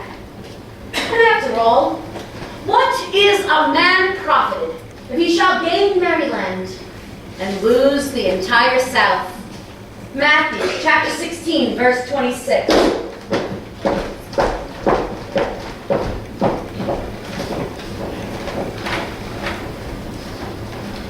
McNair! I know, the flies. No. No rum. What are you all sitting around here for? We're wasting time. Precious time. Thomas, I need you to ride back into Delaware and fetch Caesar Rodney. John, are you bad? It's an 80-mile trip on horseback, and he's a dying man. No, he's a patriot. Oh, John, what good will it do? The South's done us in. And suppose they change their minds. Can we get Delaware without Rodney? God, what a bastardly bunch we are. Stephen. I'm going to the tavern, John. If there's anything I can do for you there, let me know. Chase. Bartlett. What's the use, John? The vote is tomorrow morning. There's less than a full day left. Gotcha. Face facts, John. It's finished. I'm sorry, John.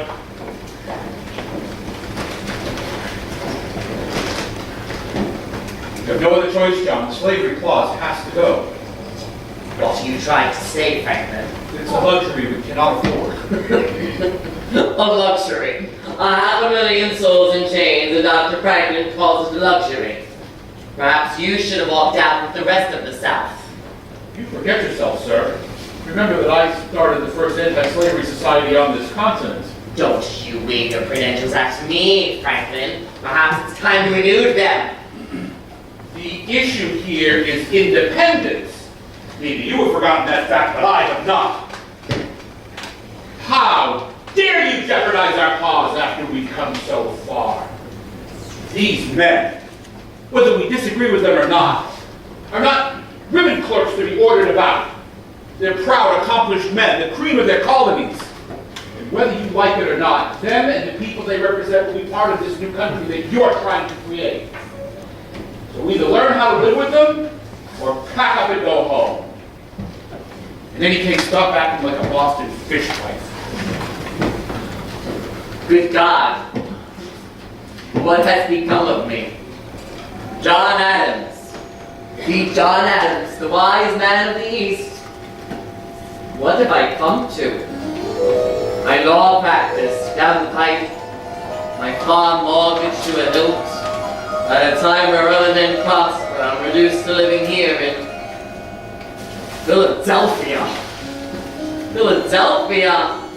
Oh, Abigail, what do I do? Do, John? I need your help. You don't usually ask my advice.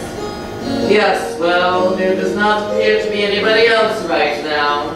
Very well, John. What is it? The entire South has walked out of his Congress. Washington is on the verge of complete annihilation.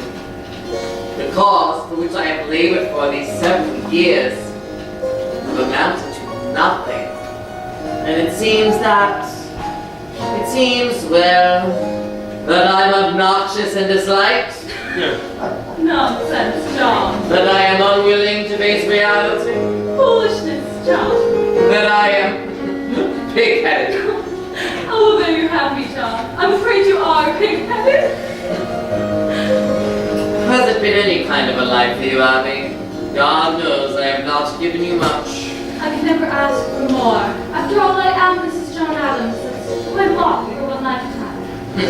Is it, Abby? Well, think of it, John. To be married to the man who's always the first in line to be hanged. Yes, the agitator. But why, Abigail? You must tell me what it is. I've always been dissatisfied, I know.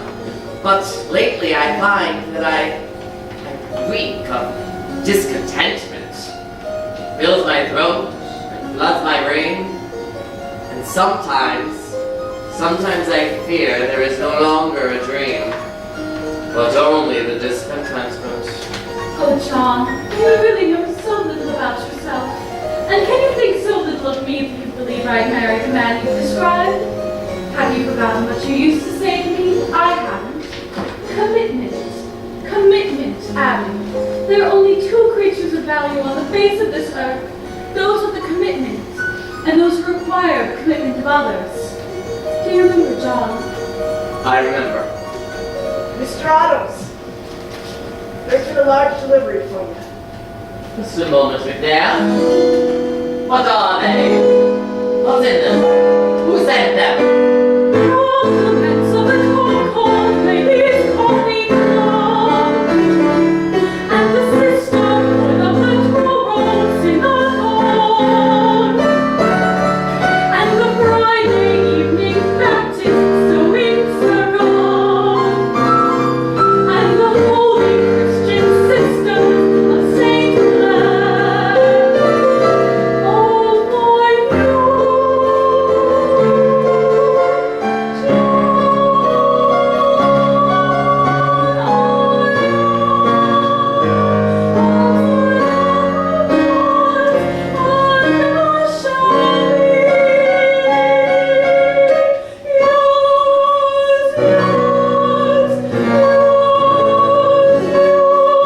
Just a moment, Abigail. What is in those bundles? Salt, Peter, John.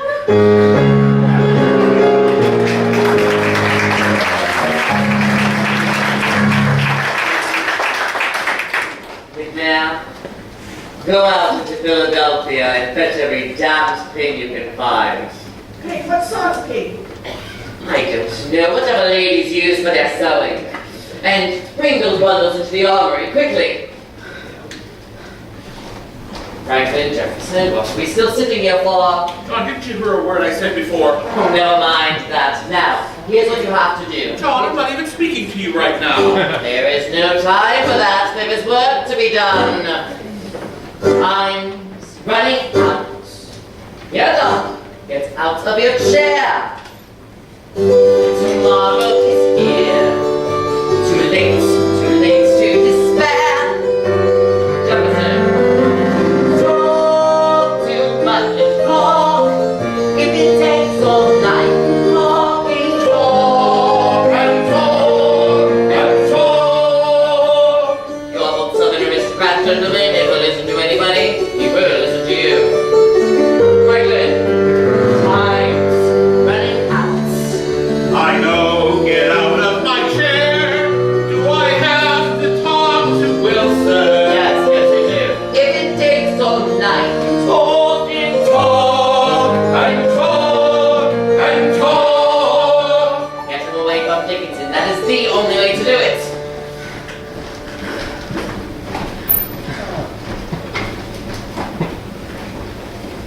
I'm still from Massachusetts, John. You know where I stand. I'll do whatever you say. No. You are the president of this Congress. You're a fair man, Hancock. Stay that way. Thank you.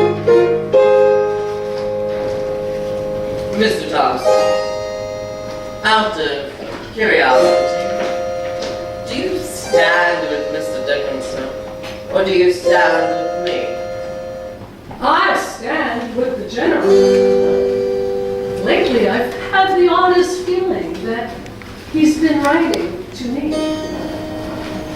I have been in expectation of receiving a reply on the subject of my last 15 dispatches. Is anybody there? Does anybody care? Is anybody there? You're humble and obedient.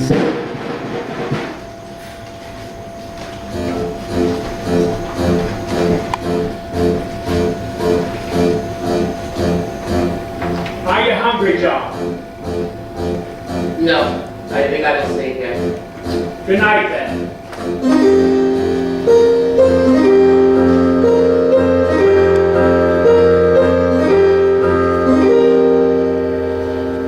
Is anybody there?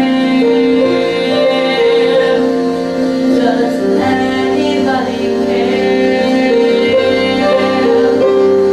Does anybody see what I say? They want me to quit. They say, John, give up the fight. Still to England I say, good night, forever good night. For I have rose from broken heart, let the bridge behind burn. Come what may, come what may, come and face the brokenness of safely rule the day. Help me how to pay fiery purgatory through all the blue, all the blue. I can see the rays of vanishing light and glory. Is anybody there? Does anybody care? Does anybody see what I see? I see fireworks. I hear the passion, pomp and parade. I hear the bells ringing out. I hear the cannons roar.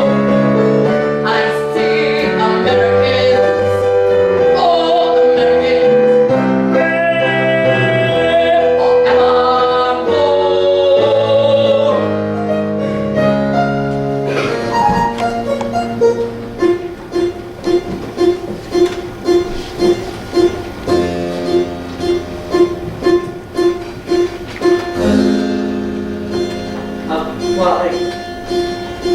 Why is the chamber in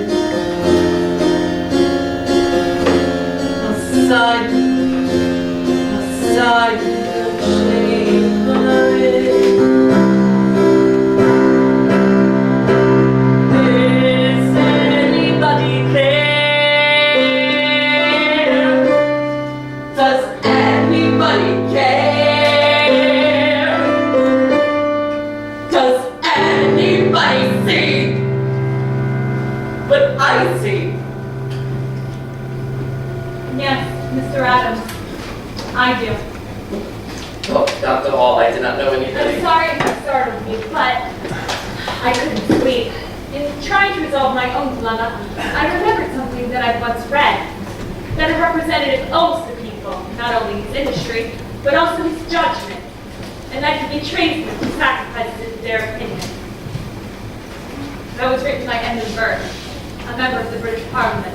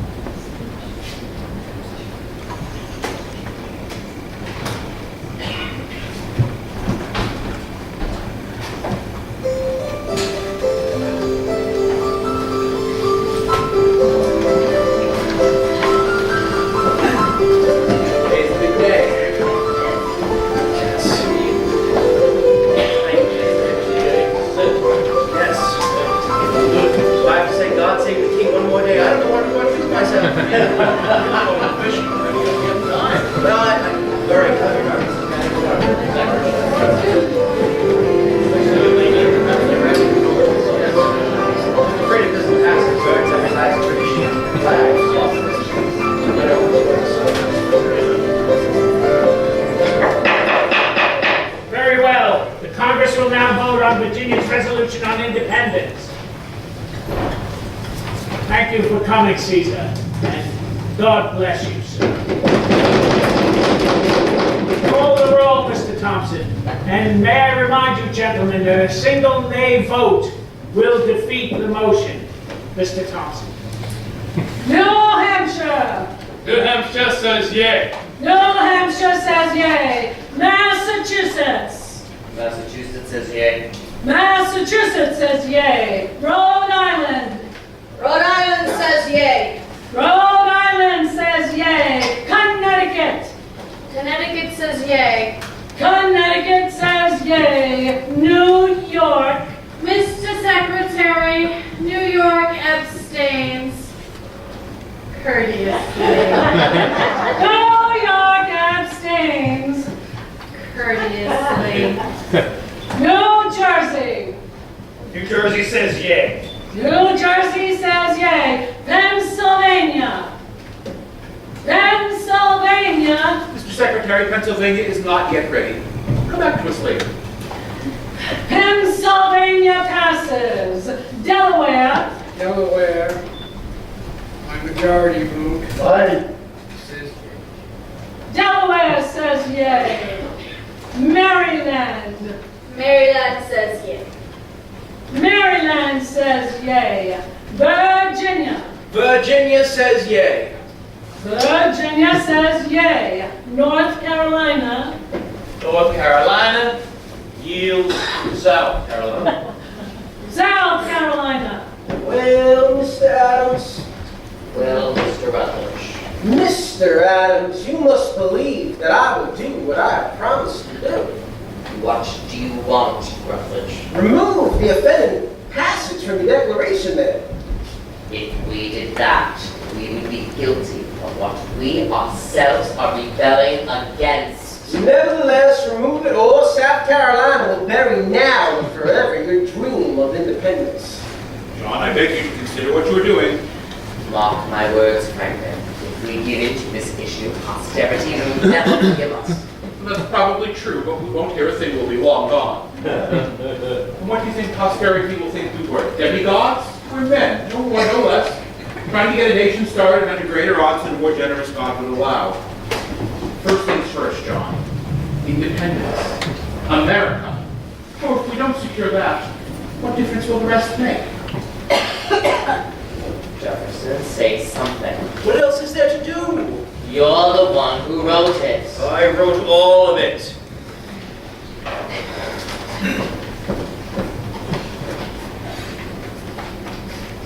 There. There's your slavery, Rutledge. And what little good may it do you? Now, vote, damn you! Mr. President, the fair colony of South Carolina says yay. South Carolina says yay. North Carolina says yay. North Carolina says yay. Georgia. Georgia says yay. Georgia says yay. Pennsylvania, second call. Mr. President, Pennsylvania regrets all the inconvenience that such distinguished men such as Adams, Franklin, and Jefferson were put through just now. They might have kept their document intact for all the good it will do them. Mr. President, Pennsylvania says... Just a moment. I ask that the delegation be polled. Dr. Franklin, don't be absurd. A poll, Mr. President, it's a proper request. Yes, it is. Poll the delegation, Mr. Thompson. Dr. Benjamin Franklin. Yay. Mr. John Dickinson. Nay. Mr. James Wilson. Judge Wilson. Well, there it is, Mr. Wilson. It's all up to you now. The entire question of American independence rests squarely on your shoulders. An entirely new nation, Mr. Wilson. Ready to be born or to die at birth. All on your say-so. Which will it be, Mr. Wilson? Every map maker in the world is waiting for your decision. Mr. Wilson, don't let Dr. Franklin create one of his confusions. The question is clear. Most questions are clear when someone else has to decide them. It would be a pity for a man who has passed down so many wise decisions from the bench to be remembered only for the one unwise decision he made in Congress. James, you're keeping everybody waiting. The secretary has called for your votes. Please don't rush me, John. I know what you want me to do, but Mr. Adams is right about one thing. I'm the one who'll be remembered for it. What do you mean? I'm not like you, John. I'm not like most of the men here. I don't want to be remembered. I just don't want the responsibility. Yes, well, whether you want it or not, there's no way of avoiding it. Perhaps there is a way. If I join with these men, I'm just one among dozens. No one will ever remember the name of James Wilson. But if I vote with you, John, I'll be the man who prevented American independence. I'm sorry. I just didn't bargain for that. And is this how new nations are formed? By a non-entity trying to preserve the anonymity he so richly deserves? Revolutions come into this world like bastard children, Mr. Dickinson, half compromised and half improvised. Our side has provided the compromise, and now Judge Wilson is providing the rest. James. I'm sorry, John. My vote is yay. Pennsylvania says yay. The count being 12-0 with one abstention, the resolution on independence is adopted. It's done. It's done. Mr. Thompson, is the declaration ready to be signed? It is. Then I suggest we do so. And the chair further proposes for our mutual security and protection that no man be allowed to sit in this Congress without attaching his name to it. I'm sorry, Mr. President. I cannot, in good conscience, sign such a document. I will never stop hoping for our eventual reconciliation with England, but because in my own way I regard America no less than does Mr. Adams, I shall join the army and fight in her defense, even though I believe that fight to be hopeless. Goodbye, gentlemen. Gentlemen, I say he, John Dickinson.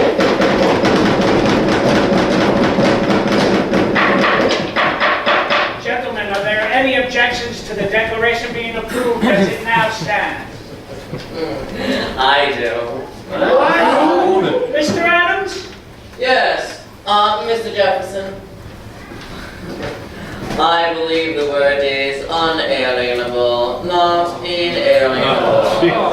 I'm sorry, sir. Inalienable is correct. I happen to be a Harvard graduate, Mr. Jefferson. And I attended William and Mary, Mr. Adams. Gentlemen, please. Mr. Jefferson, will you yield to Mr. Adams' request? No, sir. I will not. Oh, very well. I'll withdraw it. Oh, good for you, John. I'll speak to the printer about it later. Very well, gentlemen. We're about to brave the storm in a skiff made of paper. And how it will end, God only knows. That's a mighty big signature there, Johnny. So Fat George in London can read it without his glasses. Step right up, gentlemen. Don't miss your chance to commit treason. Hancock's right. This paper is our passport to the gallows.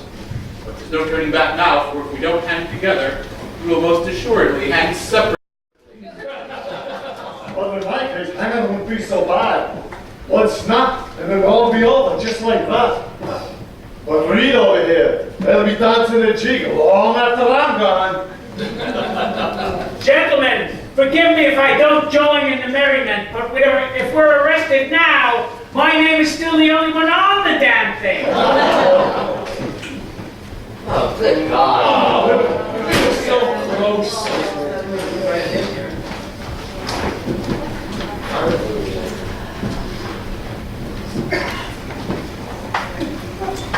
From the Commander, Army of the United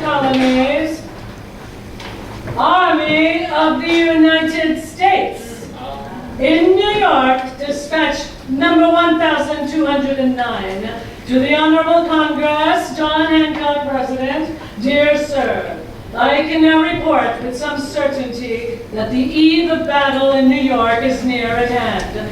Toward this end, I have ordered the evacuation of Manhattan and directed our defenses to take up stronger positions on the Brooklyn Heights. At the present time, my forces consist entirely of Hazlitt's Delaware militia and Smallwood's Marylanders, a total of 5,000 troops to stand against 25,000 of the enemy.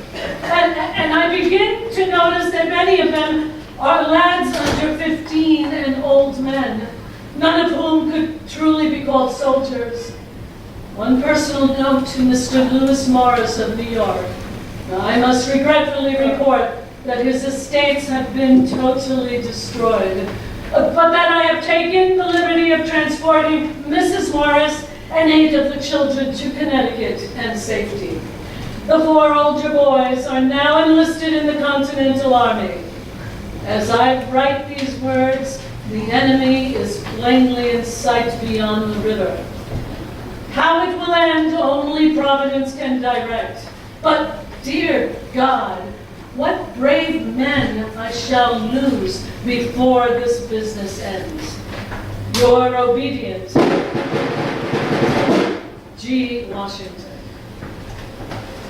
Very well, gentlemen. McNair, go ring the bell. Mr. President, Mr. Morris. to hell with New York. I'll sign it anyway. Thank you, Mr. Morris. Stephen, sit down. No, Johnny. I want to remember each man's face as he signs. Very well. Mr. Thompson? New Hampshire, Dr. Josiah Bartlett.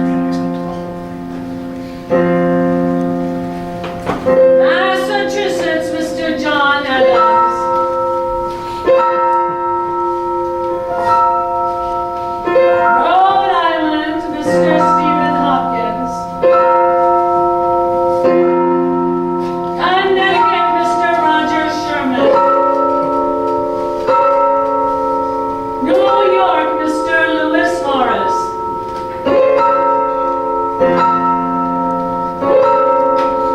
New Jersey, the Reverend Jonathan Witherspoon.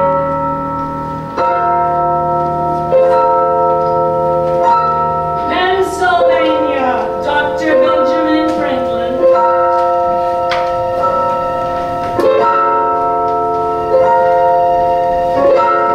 Delaware, Mr. Caesar Rodney.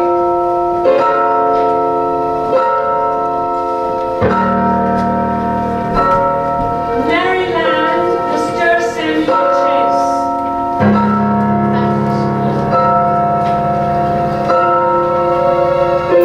Virginia, Mr. Thomas Jefferson.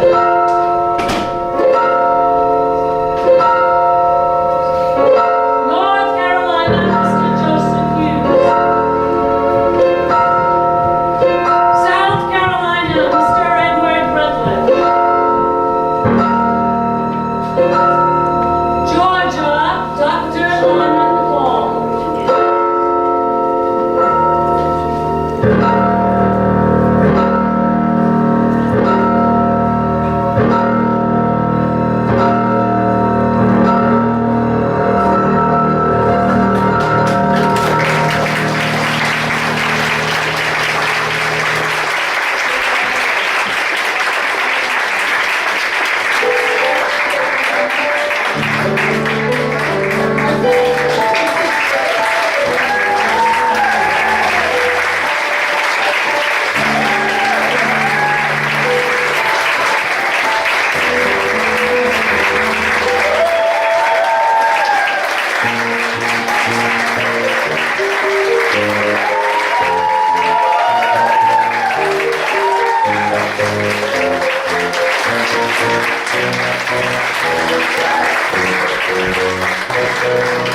Thank you.